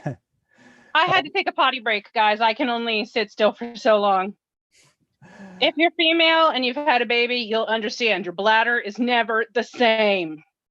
TMI, I know, I'm sorry. That's quite all right. You know, this is an informal hangout, so we can like that. So once 8 pounds sits on you for a month, it's never the same. So Lefty says, going back to the discussion about, you know, about ex-Muslims and such, he says, the number of ex-Muslims turned to Christ in Indonesia are deliberately belittled. Says sorry for the bad English, but I think the English is perfectly understandable. Yeah, your English is great, Lefty. That, you know, even if there isn't a law against apostasy, which there are in, I think it's like 12 or 14 Muslim majority countries, that there are laws that actually say leaving Islam is illegal and there's a punishment tied to that. But even if there isn't a law, even if you're living in Indonesia, or say you're living in the United States or France or somewhere where most people are not Muslims, there's still extreme social pressure not to apostatize. That, you know, people who apostatize at minimum will often be disowned by their own family, that they will lose their family, they'll lose their friends, they'll kind of be starting over in life. Oh, you need whole milk. And if they... Everything in sour cream. Can you write this down on paper? So You're not muted, honey, just so you know. Just so you know, we need to buy milk this week. We have a family cookout tomorrow. We're doing like it's a small family gathering where we're still observing social distancing rules, just FYI. And we're doing like all the birthdays that we've missed for the past couple months. And so my son is baking his own birthday cake, and he needs heavy cream and such and such and such and such and such. So anyway, yeah, sorry. I thought I was muted. I was not. I apologize. No worries. You know it's bad when your son bakes his own birthday cake. That way he can get exactly what he wants, right? Exactly. It's a yellow birthday cake with a Swiss meringue chocolate buttercream frosting. Well, it's not technically a Swiss meringue buttercream frosting. It imitates one because Swiss meringue buttercream is like impossible to make. So yeah. All right. So anyway, getting back to what I was saying, even if you live in a country where there's no law against it, and it's still extreme social pressure against leaving Islam. You'll be disowned by your family, likely. You'll almost certainly be disowned by your friends, and maybe or maybe not. I mean, maybe you'll be lucky and no one will come and target you, but you'll at minimum lose your family and friends, and probably you'll face belittlement, as Lefty put it, or persecution, to use a more direct Christian term, that people will make fun of you. People will call you an idiot. They'll say, how could you have abandoned Allah? How could you have gone to that other religion where all the immoral people are? So for anyone to leave Islam is a massive step. We hear from online silliness in YouTube comments and whatnot that although this is a fake ex-Muslim, or this person only left Islam because they wanted to drink and party, or this person only left Islam because someone paid them to leave Islam. And that's just utter nonsense. None of those things could possibly be a sufficient motivation to face all of the loss of family and loss of friends and persecution and whatnot. It's obviously something more than just wanting to drink and party or whatever other excuse they want to give. We now see on the screen one of our cats. Is that Abby? Yeah. This is Abby. She's the old lady of the house. Is she 19? She's 20. 20. I can't remember if she's 19 or 20. We looked at She's a year older than our marriage. We looked at a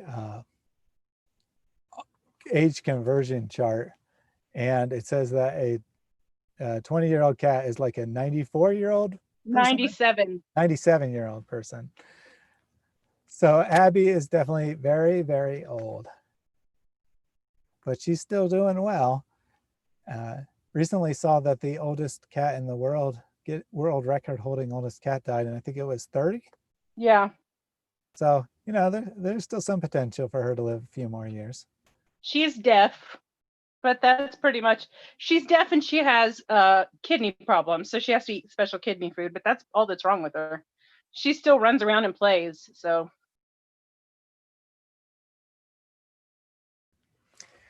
Definitely. So going back to the chat here, Snow Leopard says, hi, Thaddeus and Crystal. I recently got very interested in the philosophy of religion. Do you have any book recommendations? And I do have a book, but I'm pretty sure it's called Philosophy of Religion, so the title's not helpful, and I don't recall the author offhand, but I will look that up after the chat and I will put it in a comment. Abby, where you going? Where you going? Huh? So Thomas Fleeting talked a little bit more about how there are multiple different motives for why some Muslims have spoken up against the takeover of the Hagia Sophia. Some Muslims have a more liberal attitude, that they prefer a secular society, much like how just about all Christians prefer a secular society. And Abby has apparently decided she's going to be my face mask. Well, good news. You will not be getting COVID from this live stream now. Come on, Abby. This is not comfortable. You can't lay there. Here, go lay on the back of the couch. Go lay on the back. Good girl. But then he said that other Muslims have other reasons why they oppose it. And then he added that he appreciates the subtle gospel messaging in that situation. I'm not sure if he means I think he probably means what I've been talking about, which if so, thank you. But he could also mean like, the artwork and such, or, how this being in the news is putting the gospel message out there, probably even in Turkey. When a government decides to take this sort of oppressive step, even if, say, 75% of the population agree with it, there's going to be a minority that have a very negative reaction and will be pushed further away from Islam. People who might already be doubting Islam a little be like, this is total crap. This is not something I want to be associated with. So it could also backfire on Erdogan in that way, that it may push some people out of Islam. Yeah, hopefully. RK asks, are there plans to do more videos on biblical exegesis? And definitely, I have a massive list of videos that I want to do at some point. He has a massive list he wants me to do too. There's more new people here. You should tell him what you want me to do. Yeah, for those who weren't here an hour ago, when we talked about it, Crystal is a history buff. She really likes learning about history. She really likes talking about history. So I said, I already have this audience. Why don't you do some videos talking about important figures in Christian history, for example? Like say you could do one on, say, Joan of Arc, and things that most of us have heard about, but we don't really have any more than a very superficial understanding of what was going on. So I'm encouraging her to make some history videos, and she's hesitant to do so.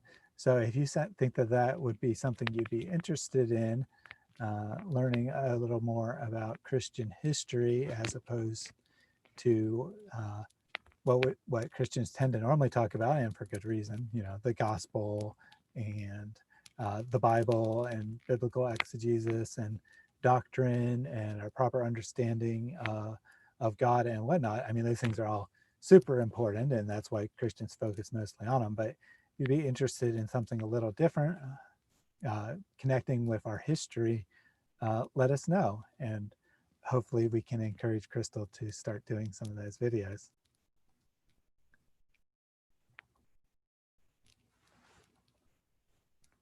Burgers. Thank you. Time is fleeting. I appreciate it. We also got a different comment from Time is Fleeting that said, God bless Abby, i.e. the cat. And we appreciate that.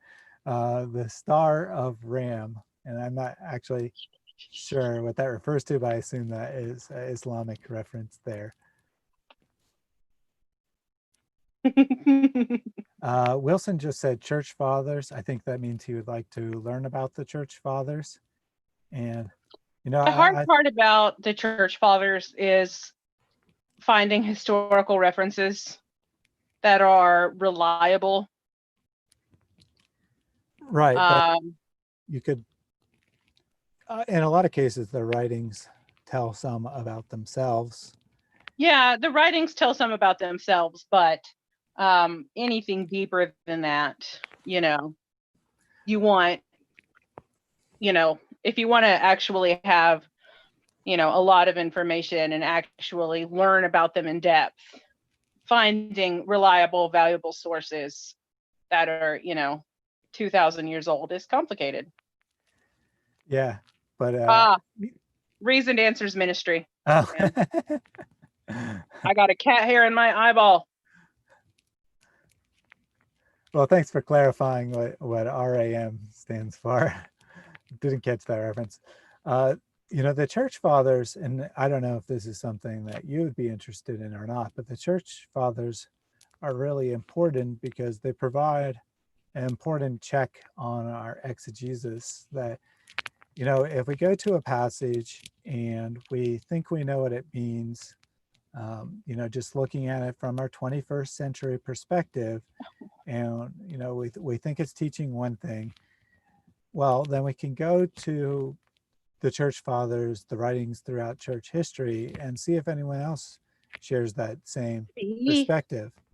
If no one has ever come up with a perspective of or an interpretation of a scripture in the last 2,000 years, or only 3 people ever have supported that idea or something, then that's a pretty good clue that it's not the correct interpretation of the passage.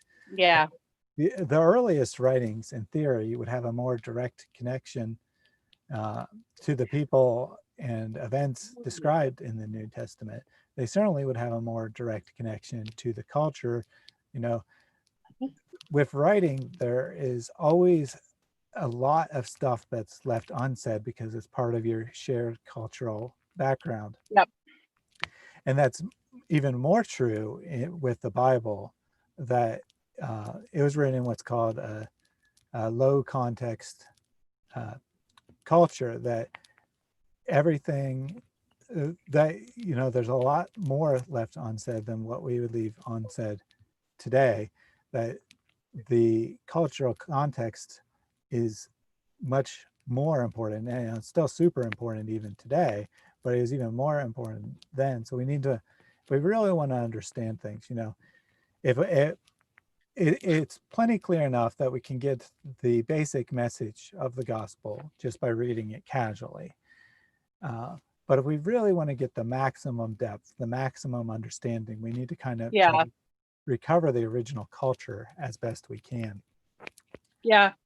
We now have a new guest here. This is Jerry. He's 17. Jerry is our medical problem cat. Yep. His thyroid doesn't work. No, his thyroid is overactive. Sorry. Yeah, he used to be super fat, and he kept getting thinner and thinner, and then he started acting like he was hungry all the time. And we finally took him to the vet. And like, yeah, he's got an overactive thyroid. He needs medication. So we now have to give him pills twice a day. And luckily, he is also obsessed with cat treats. So any of the other cats, it'd be fairly difficult to drug them twice a day, but Jerry loves his treats. So he's happy to eat the pill as long as it's inside a cat treat. He's a good boy. He's a sweetie pie. He just loves to be loved on. Mm-hmm. As long as you're loving on him, he doesn't care what you do to him. Isn't that right, Jer Bear? He's just a snuggle bug. So anyway, to go back to the thought before. How is it to have cats? I'm allergic, so it's sniffly and itchy and swelling. I wake up every morning with a swollen face because they insist on sharing my pillow. But we still have 6 of them because I can't help myself. Yeah, Crystal is a real animal lover. She sometimes likes to say that she's a Disney princess. Yeah, secretly a Disney princess. She loves animals and animals love her. I'm obsessed with animals. There's a goat farm that's like an hour drive away. So it's a 2-hour round trip drive, and our son and I go like at least once a week, seriously, just to go play with goats. My friend has a llama farm, and I'm gonna go play with her llamas. Like, I just love animals. It's ridiculous. If I went on a safari in Africa, there would literally be a news story about the lady whose arm got bit off because she tried to pet the leopard or the cheetah. No, there's no leopards in Africa. There are cheetahs, though. Yeah, so there would be a news story about the lady who tried to pet the cheetah and got her arm ripped off. That would be me, or the lion. Because you know, you'd got to try to scratch under their chin. Every cat likes to have under their chin scratched. Definitely. It's true. Definitely. That would be me. Or, you know, I tried to snuggle a wildebeest or something and got trampled. That would be me. Or a couple weeks ago, there was a news story here in the United States about a 72-year-old woman who got too close to the bison in the Yellowstone National Park and was gored to death. And I was like, oh, that's my future. She was probably just trying to give it a hug. It probably just looked sad and she just wanted to give it a hug because it looked lonely. That's all. Yeah, that'll be me one day. And yeah, that's just my nature. I'm obsessed with animals. If we had more space, I would have like 27,000 animals. It's a problem. I'm not allowed to visit animal shelters or pet stores unsupervised because I'll bring something home. Or at least if you're going to, we have to leave your credit card at home. Mm-hmm. Yeah. Yeah, I'm working on convincing him to let me get a service dog. So you guys in the chat, convince him to let me get a service dog. I need a service dog. It's obviously a bit more complicated than just letting it, you know, it's a long process, but it is a long process and it's a very expensive process. I have balance and mobility issues because of my complex regional pain syndrome. So I need a balance and mobility service dog. Well, I would like a balance and mobility service dog. But he's not a fan of dogs. He's kind of, I wouldn't say afraid of dogs, but when he's around dogs, he's like very tense and uncomfortable. And like my mom has a dachshund, right? Little wiener dog. And he's uncomfortable around the wiener dog. Like that dog couldn't bite you if it tried. yeah, I mean, obviously it's not something I have conscious control over. I've just never liked dogs and they make me uncomfortable, as you say. So obviously trying to work on getting a service dog is a long process, especially with the husband who's not a fan of dogs. So yes, Yeah. Snow leopard, I would love to have my own zoo. That's one of the very, very few things that Muhammad and I have in common. Neither of us like dogs. I don't think that they are devils in disguise or anything like that, though. I just don't like them particularly. I said she should get a service tiger instead of a service dog. Service goat.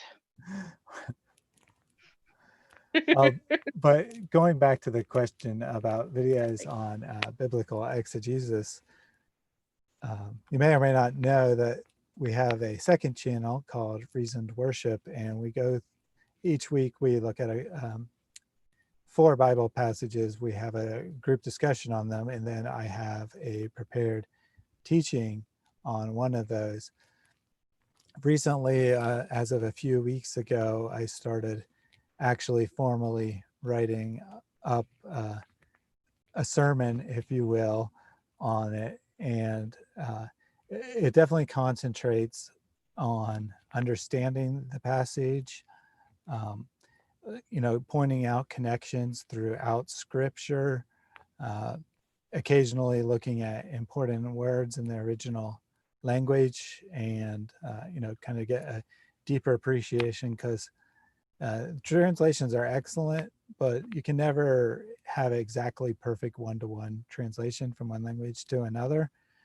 Certainly you can get the ideas across, but you lose some of the subtle flavors. You lose, for the same reason, you lose some of the subtle things that are happening in Scripture because you're not familiar with the culture that they're in. It would have been obvious to an original reader, but it's not obvious to us because we don't have the culture. So I definitely encourage you to check out the replays of those. If you jump, say, about 15 minutes into the video on average, that's where the discussion will start, and then probably another 15 to 30 minutes after that is where I will have my prepared teaching. I will occasionally pull those out and share them on this channel, but it's not something I'll be doing every week.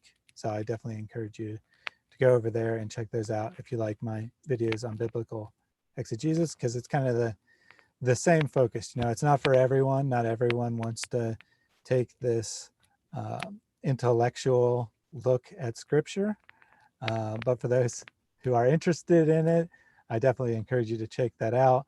It's about probably 80% interpretation and 10% looking at the cultural and linguistic background, and 10% application. Yeah, I know that's where he and I differ considerably. He's very much, you know, he likes to take that logical, in-depth look into the scripture and go through, what does this mean? What is this? What is this? What is this? Whereas I'm more the touchy-feely kind. How does this passage make me feel? How does this make me, like, what imagery do I get from this? Like, oh, this is warm and fuzzy. That's so yeah. And sometimes he'll start talking or I'll go to one of his apologetics lectures that he gives at our church sometimes to support him. And honestly, I'm sitting in the very back on my tablet pretending to listen while I'm actually drawing. In I'm not fairness, gonna you've probably already heard it. Maybe practice like it to twice or sometimes. something. So Yeah, but yeah, I'm like do.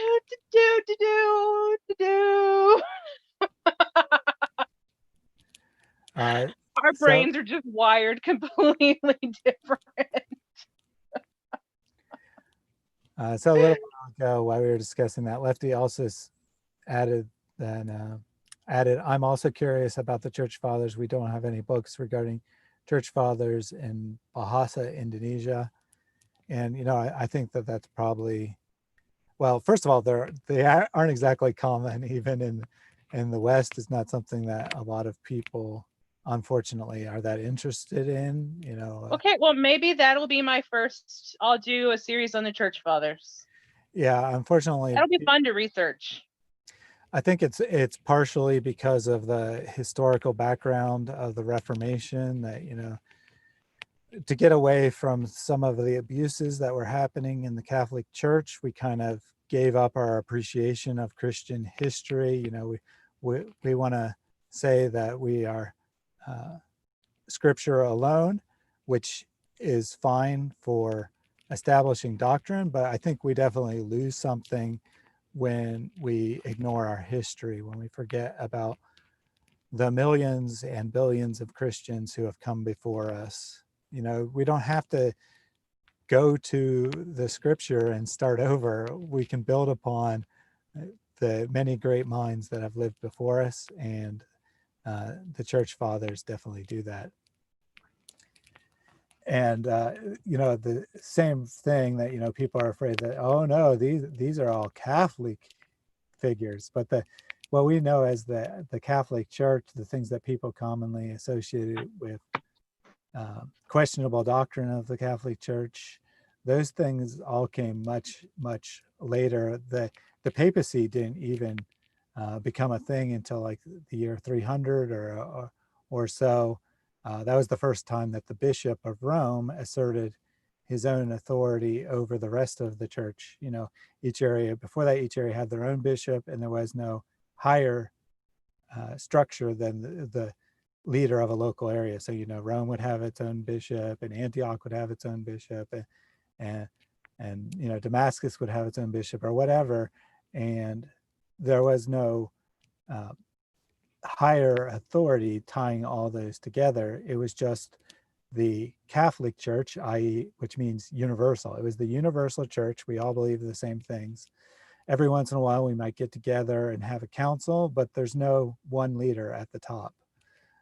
So I think it's just really unfortunate and really silly that Protestants often are afraid of looking at the church fathers, or if not afraid, just think that they don't have any value, that there's nothing to be gained there. Anything you want to add to that? No, I think that starting, if I'm going to do a historical series, starting with the church fathers makes sense, though. Yeah, or the Hagia Sophia is also a good topic since it's in the news, and it definitely has a lot of history there. And of course also ties in well with the theme of my channel of being the interaction of Christianity and Islam. So definitely could consider that. Definitely could consider the church fathers. Whatever you want to do, I'm here to support you. Aw, spoken like a true nice husband. Isn't he sweet, everybody? What do you want? No, I'm just kidding.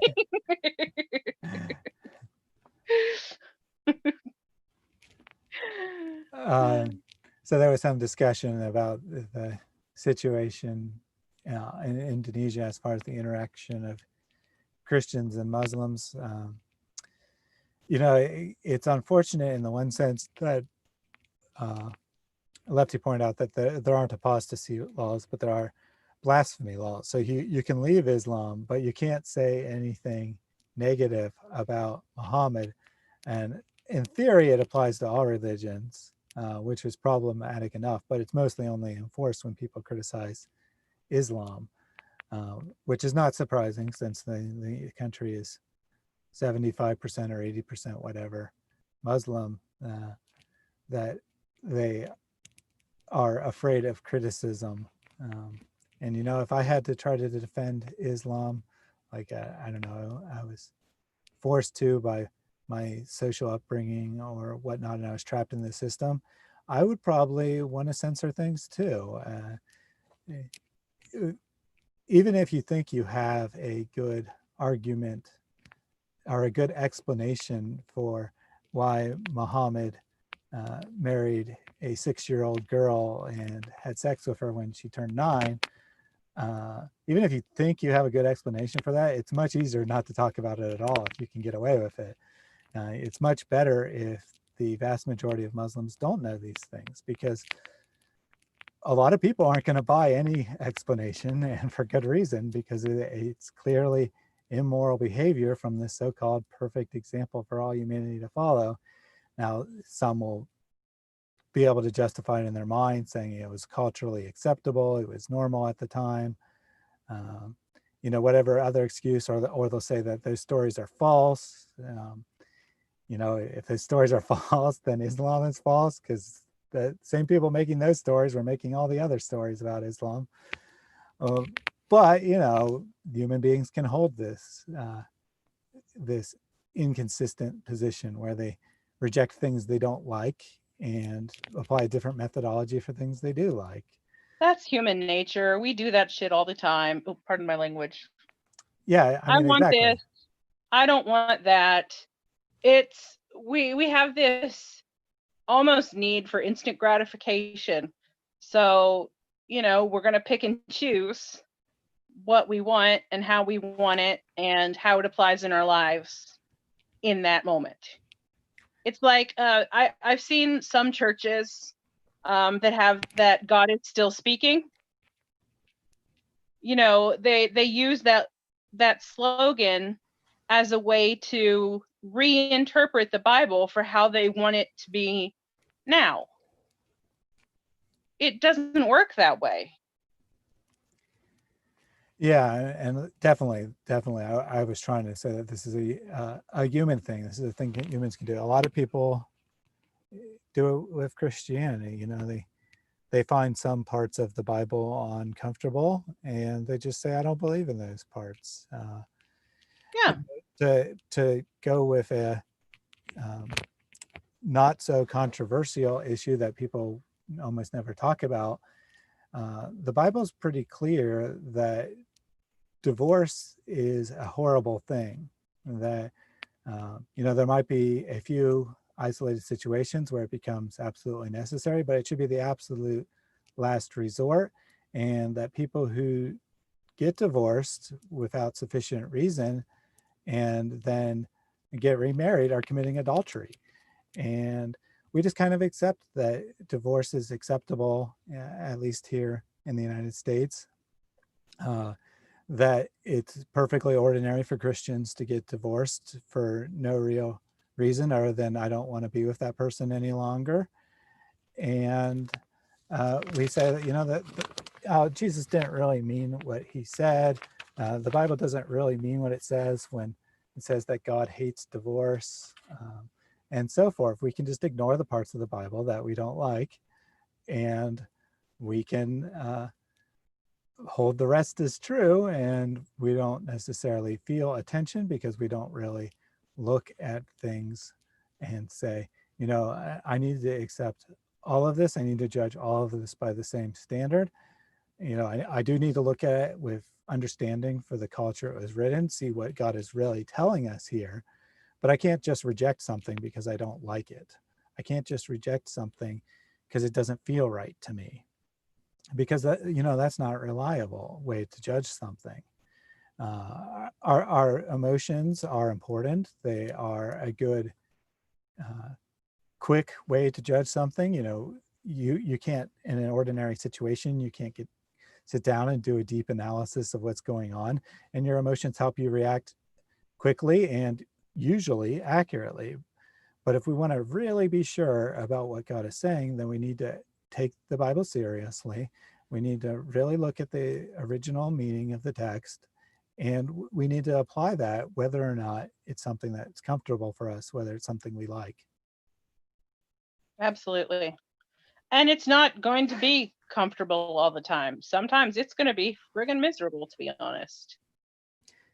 Yeah, we don't want to be one of those churches where they say, accept Jesus and then he's going to bless you and give you all of your heart's desires. Well, no, I mean, some of your heart's desires might be evil and wicked. God might have a much better plan in mind.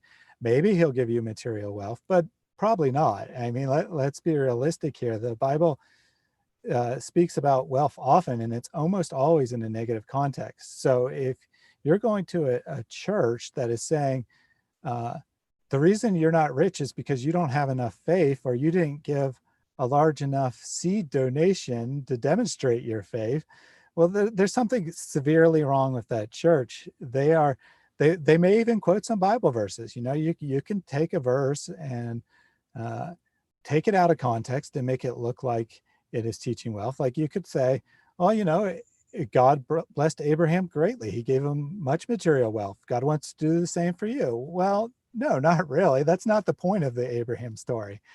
Abraham might have been rich, but that's not the point of the story. Yeah. No, I mean, following Jesus, following God, I think a lot of people, I mean, it's human nature. You expect things to be easy. And when things get complicated, you're like, I don't want to do this anymore. I'm just done. And you give up. But I mean, it never says in the Bible, hey, this is going to be a party. This is going to be so easy. Oh my gosh, let's go. No, it says it's going to be hard. It says it's going to be complicated. It says, take up your cross. Yeah, absolutely. If we think we're living a pretty cushy life and we have all we want, then we're probably not actually following the gospel message. No. We're probably not actually doing what Jesus wants, because an important part of being a Christian is living in a self-sacrificial life, or you put the needs of others before your own needs. So, if you're going to church and you're praying, God, give me more money,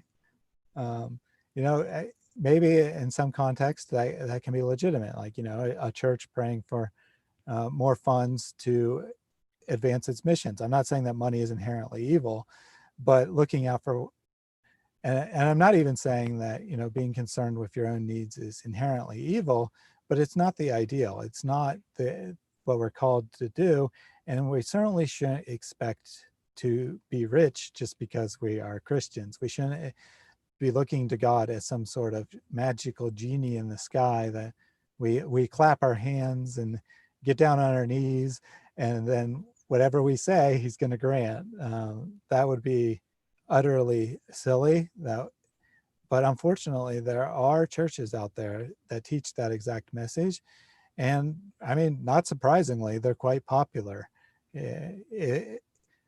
Which is the easier message to hear?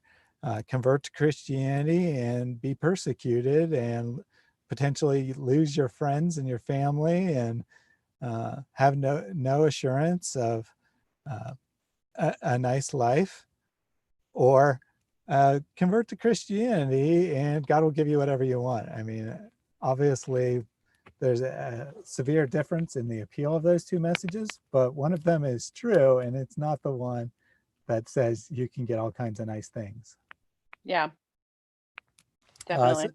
So Snow Leopard says ambitions, emotions, and laziness of thinking distracts our critical, reasonable thinking. Yeah, definitely. There are all kinds of ways to interpret the Bible wrongly. A good short rule is the Bible is about Jesus. It's not about you. So if you turn to a passage in the Old Testament and you see a promise of blessing, that is not a promise for you. That is a promise for the specific situation in response to specific obedience. God can show his power in a variety of different ways, and one of those ways might sometimes be material wealth, but that's certainly not the only way, and it's certainly not the normal way.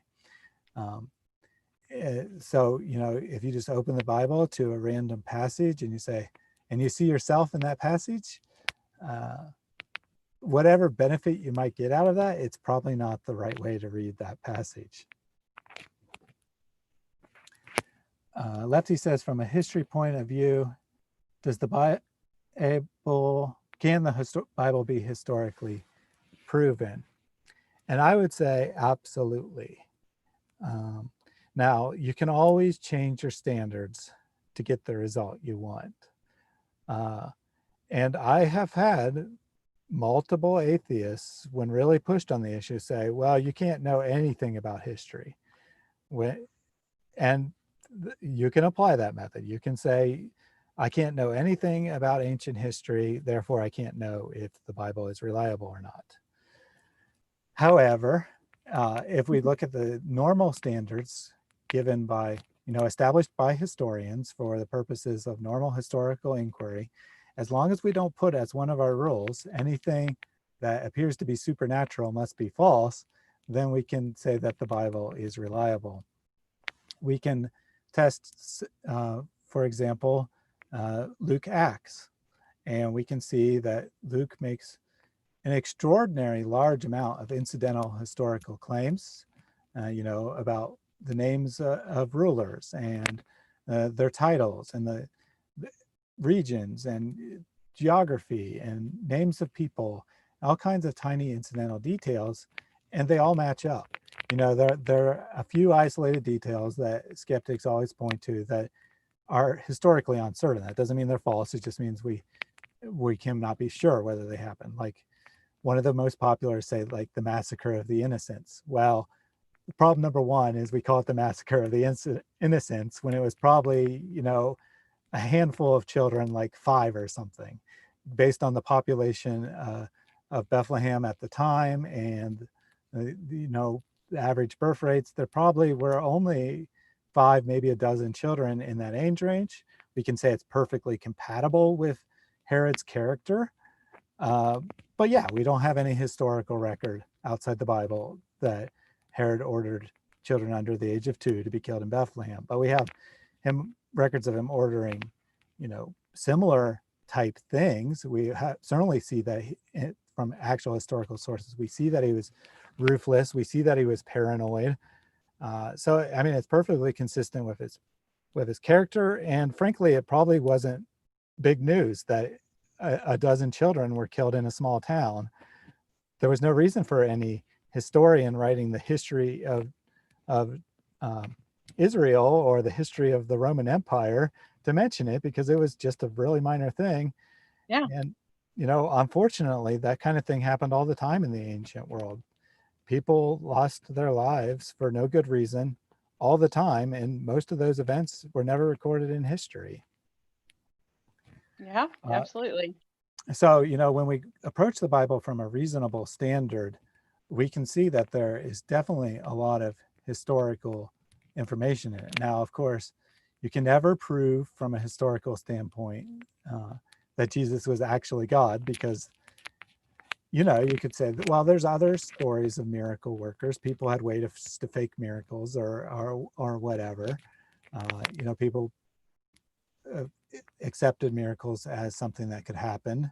But we know miracles are impossible, so we know that didn't actually happen. You can say that, right? But that's not a legitimate neutral basis of inquiry. That's deciding in advance that rationalism is true. So anything that doesn't fit into rationalism can't be true.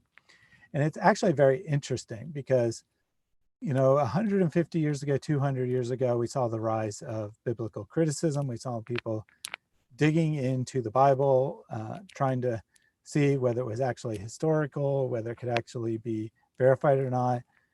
Not surprisingly, those people found exactly what they were aiming to find, i.e. they determined that the Bible was not reliable, and they made all kinds of statements based on their methodologies, which were basically imagined out of nowhere, but they thought were highly reliable. Like, it was very common to say that the Gospel of John wasn't written until at least the year 300 or something along those lines. Of course. But now we have physical evidence that contradicts those ideas. And unfortunately, common biblical scholarship, although the methods proved themselves unreliable, they have just more or less kept the methodology in place while compressing the time frame to fit the methodology. Like, it was originally assumed that it was absolutely impossible that anyone in the first century viewed Jesus as God, that was a much later development. Well, now it's been squished. Now it's that no one in the first 20 years after Christ's death could have thought that, rather than the first 100 years, because that's the only way they can fit it in. So the methodology proved invalid, but it's still used.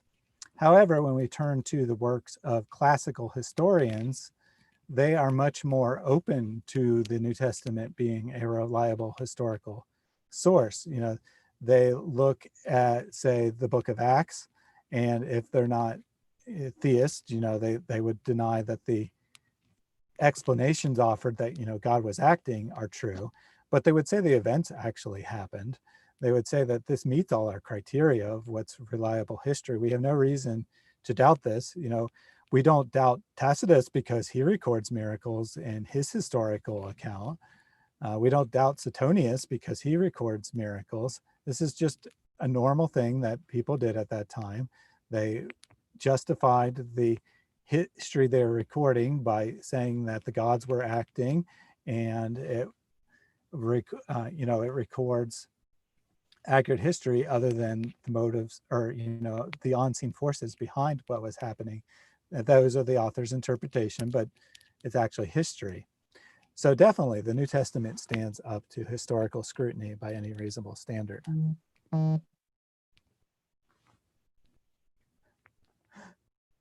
Let's see. Lefty says, I love it when you say Bahasa Indonesia. No doubt that's a terrible pronunciation, but he had a good laugh at it at least. Time is Fleeting says, the Prophet Muhammad is offering me rivers of wine and 72 black-eyed virgins, and Thaddeus is offering me a bit of persecution, or sorry, a life of persecution. Let me think about this pitch. Yeah, and actually this ties in well with what I was just talking about history here, because it's easy to see how a religion like Islam could have arisen without being true. You promise people lots of nice stuff. Go fight this war. If you die in the war, good news. You're going to get 72 virgins to deflower for all of eternity. Also good news, if you live through the battle, you get to keep the war booty that you captured in the name of Islam. So it's not hard to see how something like that could arise without being historically valid. But the first 250, 300 years of Christian history is marked exclusively by persecution. It was heavy at some times and light at the others, but it was always socially unacceptable. It was always opposed by those in power, whether it would be in Jerusalem, where the Jewish leaders felt that this was not the completion of Judaism that Christians felt it was. It was opposed by the Roman leaders who wanted to declare themselves God. They wanted people to worship the emperor, and they wanted people to worship the many traditional gods. They didn't mind people bringing in new gods, but they didn't want anyone saying, all those gods you believe in, those are all false. So there's a minimum social pressure at all times against Christianity. And often there's active persecution, people being put to death for proclaiming Christianity. And it's really hard to imagine how this could arise historically without everyone involved really believing that Jesus had risen from the dead. And if people really believed that, then you need an explanation. One explanation that we have to consider is that Jesus really did rise from the dead, and the atheists don't really have any alternative. All they can do is point out problems. They can't offer a viable alternative. The most viable atheist alternative is what I described earlier, that, this was legendary development, that it happened over a long period of time, but that's basically ruled out by normal history. That we don't see this kind of massive legendary development over a very short period of time anywhere else in human history. So why should we think it happened here in this case? And why would anyone have invented these stories to begin with? If you were inventing a savior, why would you have them die a humiliating death on the cross? You wouldn't. I mean, it's the last thing you would envision.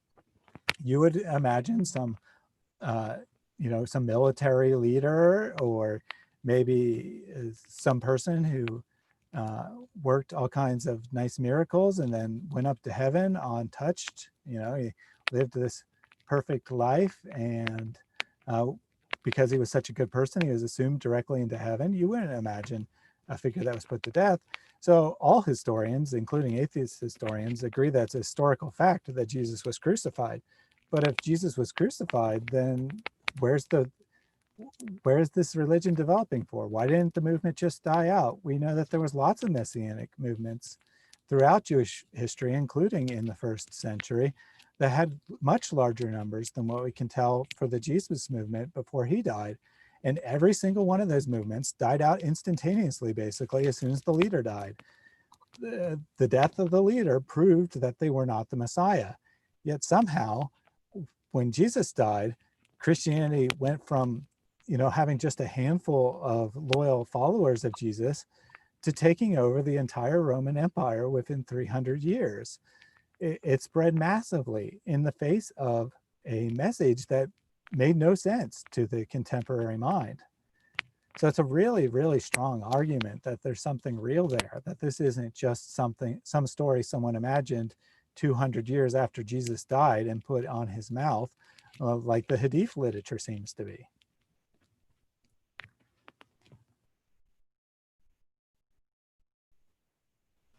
Time is Fleeting did add that his comment was a joke. Of course, we realized it was a joke, but it allowed me to make an important point. No, it allowed you to ramble. Well, one person's rambling is another person's important point. I'm just messing with you. No, I mean it's a fair description. There's a reason that I script my regular videos, because I cannot just speak off the cuff and be succinct. I repeat myself Repetitively.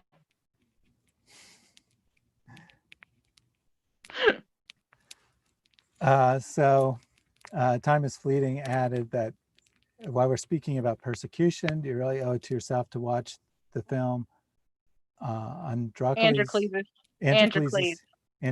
Lion? It's a hilarious film about Romans and early Christians. Superb acting, top 3 Christian movies ever. I have not seen that, so I can't comment on it. But I do appreciate time of fleeting sense of humor from many private chats. And I think it's, even if it's I don't know. Is it better than Velocipaster?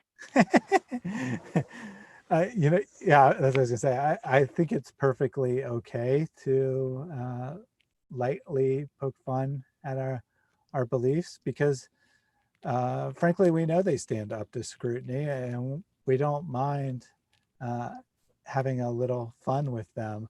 We're not afraid that by mocking Jesus, and I don't know if the movie actually mocks him, I'm not saying it does, but looking at Jesus in a non-serious light, we're not afraid of that. We don't think that that's going to cause people to leave Christianity, because Christianity has some real truth to it. It's not just based on feelings and emotions.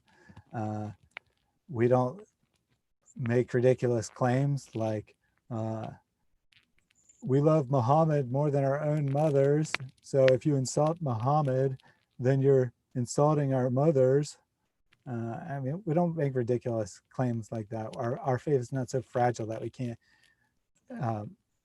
look at people making fun of it. And to what Krista alluded to, a while ago, my son found a movie called Velocipaster, where a priest gets a stone or something. I forget the exact. Yeah, I think it's a object. stone in China. Yeah, Yeah. he's kind of having a crisis of faith. He goes on a trip to China. He finds like this magic stone, which apparently allows him to turn into a velociraptor, or at least based on the title, it really looks more like a T-Rex, but It looks like a piece of cardboard is what it looks well, like. yes, that too. But anyway, it's having it's some fun with religion, and I think that's okay. I think we can have some fun. It's hilarious. There's a scene where his parents die in a fiery car crash, and instead of a fiery car crash, it's just a scene, and there's a caption over it that says "Insert fiery car crash here." Like it's hilarious. Finish making the film, and Yeah. Oh my gosh, it's just so funny, and it is so cheesy, and just there's ninjas and a prostitute and Androcles' lion does not mock the faith. Well, Velocipaster does, and it is worth watching still. I don't know if it really mocks Christianity so much. It's so ridiculous that I'm not even sure I can take it as mocking. But I wasn't sure about Androcles' line, because you did say it was hilarious, which, I mean, something can be hilarious without mocking. I was just saying, even if it did mock it, that'd be okay. Kind of like Life of Brian. It's which is a fabulous movie, by the way. Non-serious look at the life of Jesus, but it's certainly not mocking the life of Jesus, really. It's not well, okay, yeah. Well, maybe the one scene about the Samaritan, but that one might be mocking Jesus a little. But I love the scene where they're at the Sermon on the Mount and they're like, "What do you say?" Then Snow Leopard said that the magic stone equals the Kaaba. But he found it in China, not Petra. Yeah, very true. Lefty added, regarding the history of the crucifixion,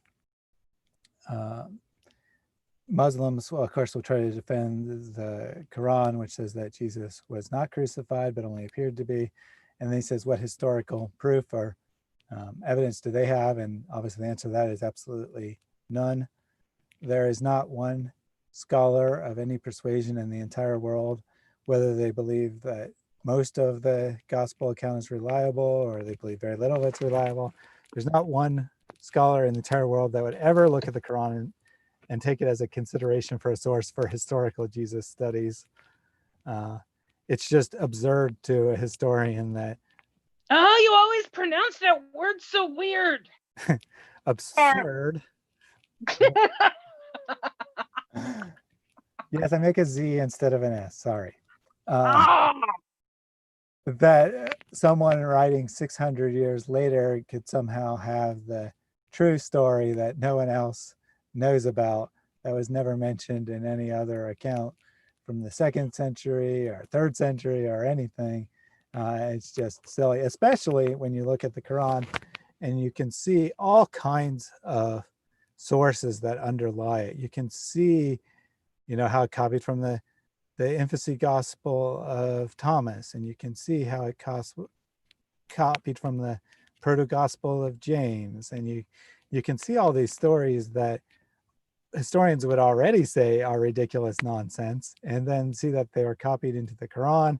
And any scholar who is not 100% committed to saying that Islam must be true, and even some that are committed to saying Islam is true, will say that these are clearly sources that underlie the Quran. To that last point, if you take an extremely liberal view and you abandon the view that the Quran is the literal word of God, you could take a more Christian-like approach and say, well, it's the work of human beings, but it was inspired by God. Way outside of Orthodox Islam, but you could take that approach and say that it's true. And then you can still acknowledge that these are sources are obviously copied. So, Christian scholars, atheist scholars, agnostic scholars, even some Muslim scholars all acknowledge that the Quran is copying from existing sources. So wherever it got this idea that Jesus wasn't crucified, either it was made up or it was copied from some lost source. Either way, there's no basis in historical reality. So I was challenged by a friend, this was years ago, to read the Quran because they thought it might change my mind, right? So I did. And of course, obviously it did not. And Quran is absolutely ridiculous. Like, you read the Bible and there are historical things that happened that you can pinpoint, that you can point to and say, this actually happened. We have historical evidence. These people actually lived. These things actually occurred. You read the Quran, Muhammad might as well be the clown from It. I mean, seriously. It's ridiculous. Well, yeah, and the Quran makes very few historical claims. It doesn't even know the history it's supposedly reporting well enough to give us enough details to determine what is being said. And it's quite clear that wherever these passages originally came from, and my own view is that probably most of them have nothing to do with the person we call Muhammad, but regardless of whether they came from Muhammad or they were collected oral stories or whatnot, you can see that the vast majority of the time, the narrative is quite incomplete, but it assumes that the audience knows details that we can find in other sources, whether that other source is the Bible or it's an extra biblical source. We can find the details that make the story make sense. And indeed, this is normal aspect of storytelling, that you allude to things that your audience understands and you don't explain all the details. Mm-hmm. So to say that it's, God's one and only revelation to humankind, that the same exact revelation was given to Jews and Christians and thousands of other people, which they can never identify, but apparently existed. And somehow they all became corrupted and only the Quran is accurate.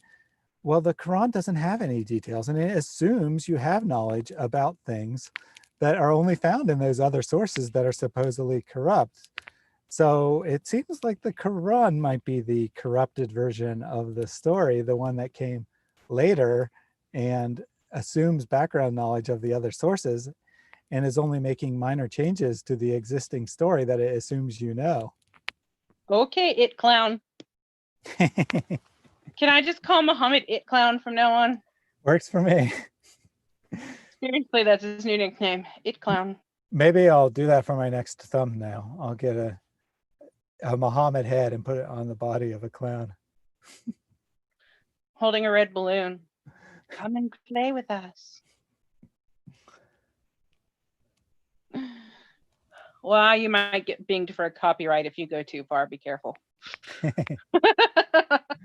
No, there's this doctrine called fair use. So, True. so we've been going for 2.5 hours, I guess. So Oh we my should goodness. probably wrap up soon. But if anyone has any final thoughts, anything else you'd like us to cover before we hop off, go ahead and put that in the chat now. When the video finishes processing 10 or 12 hours from now, as seems to be the normal for YouTube, and the comment section is open, let us know what you thought about this video, whether you'd like to do this same thing again, have another hangout, say in a month or something, where we don't have any set agenda. We just go wherever the discussion leads us. Where the spirit leads us. Snow Leopards laughed at doctrine called fair use. Yeah, poor choice is the word there. Yeah. A legal doctrine, not our normal use of doctrine. The legal doctrine of fair use allows you to use small portions of a existing work for for most any purpose, but especially for commentary, and as long as you're not trying to use the original work to sell your work, you're good, basically.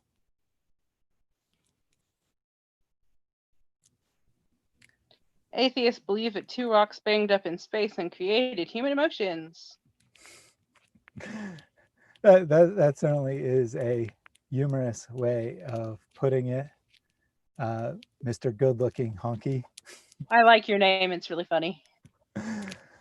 That atheism, people who promote atheism are very good about pointing out holes in other people's beliefs. They are very poor at defending their own beliefs. This is why atheists spend a huge amount of time arguing that atheism is the default position, because that's basically the only argument they can offer. I mean, there are some arguments, but they don't tend to really hold up to scrutiny very well. So all they can argue is that atheism is the default position. So if you can't 100% prove that Christianity is true, if you can't 100% prove that God exists, if you can't 100% prove whatever religion you believe in, then atheism is true and a rational person should believe in it, which I think is total nonsense. In the absence of any evidence whatsoever, sure, it would be the default position. But as soon as you have any evidence, you need to look at what position has the most evidence in favor of it and offers the largest explanation. And atheism doesn't even come close, I don't think. I don't either.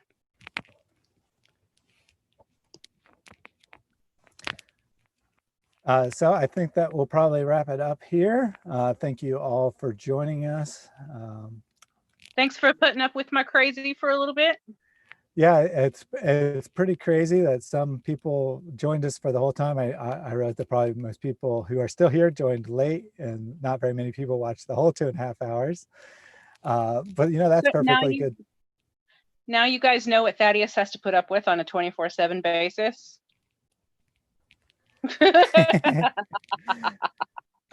It's not put up with, it's get the privilege of living with. Sure. That's what I'm gonna say, and you can't prove otherwise.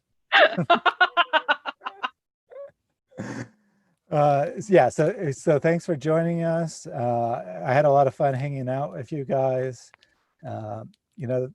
All kinds of things were raised in the chat. We got to go all kinds of interesting places, and I really appreciate you guys hanging out with us, providing some things to talk about in the chat, and sticking with us.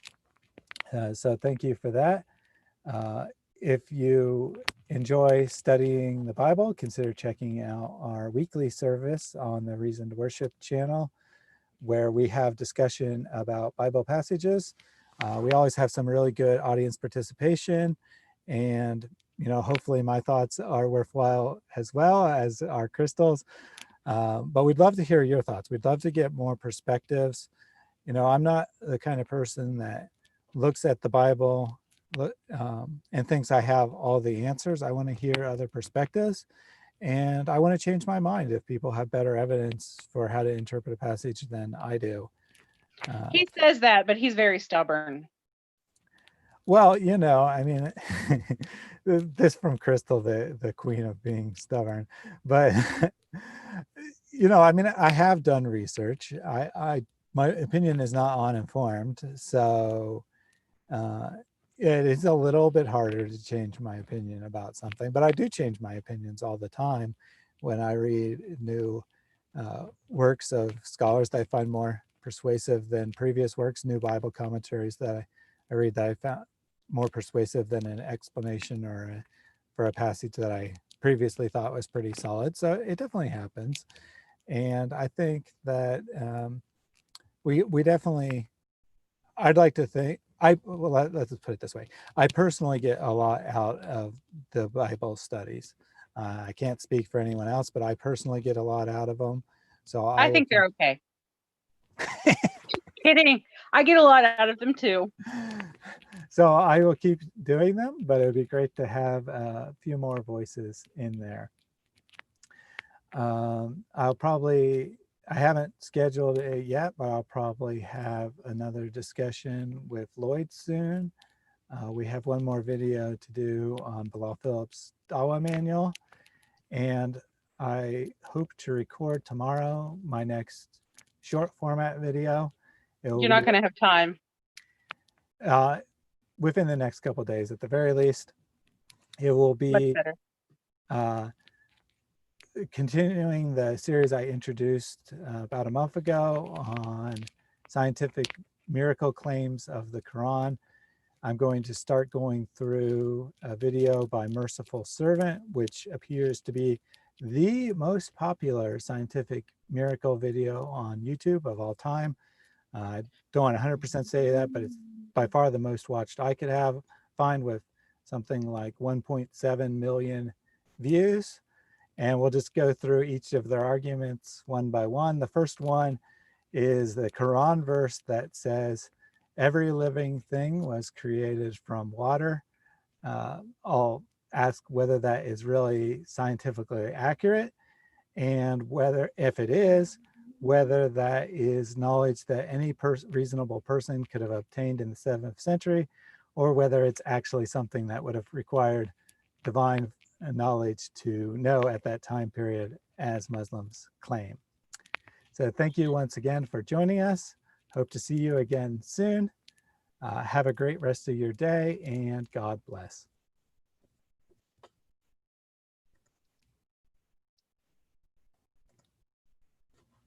And we are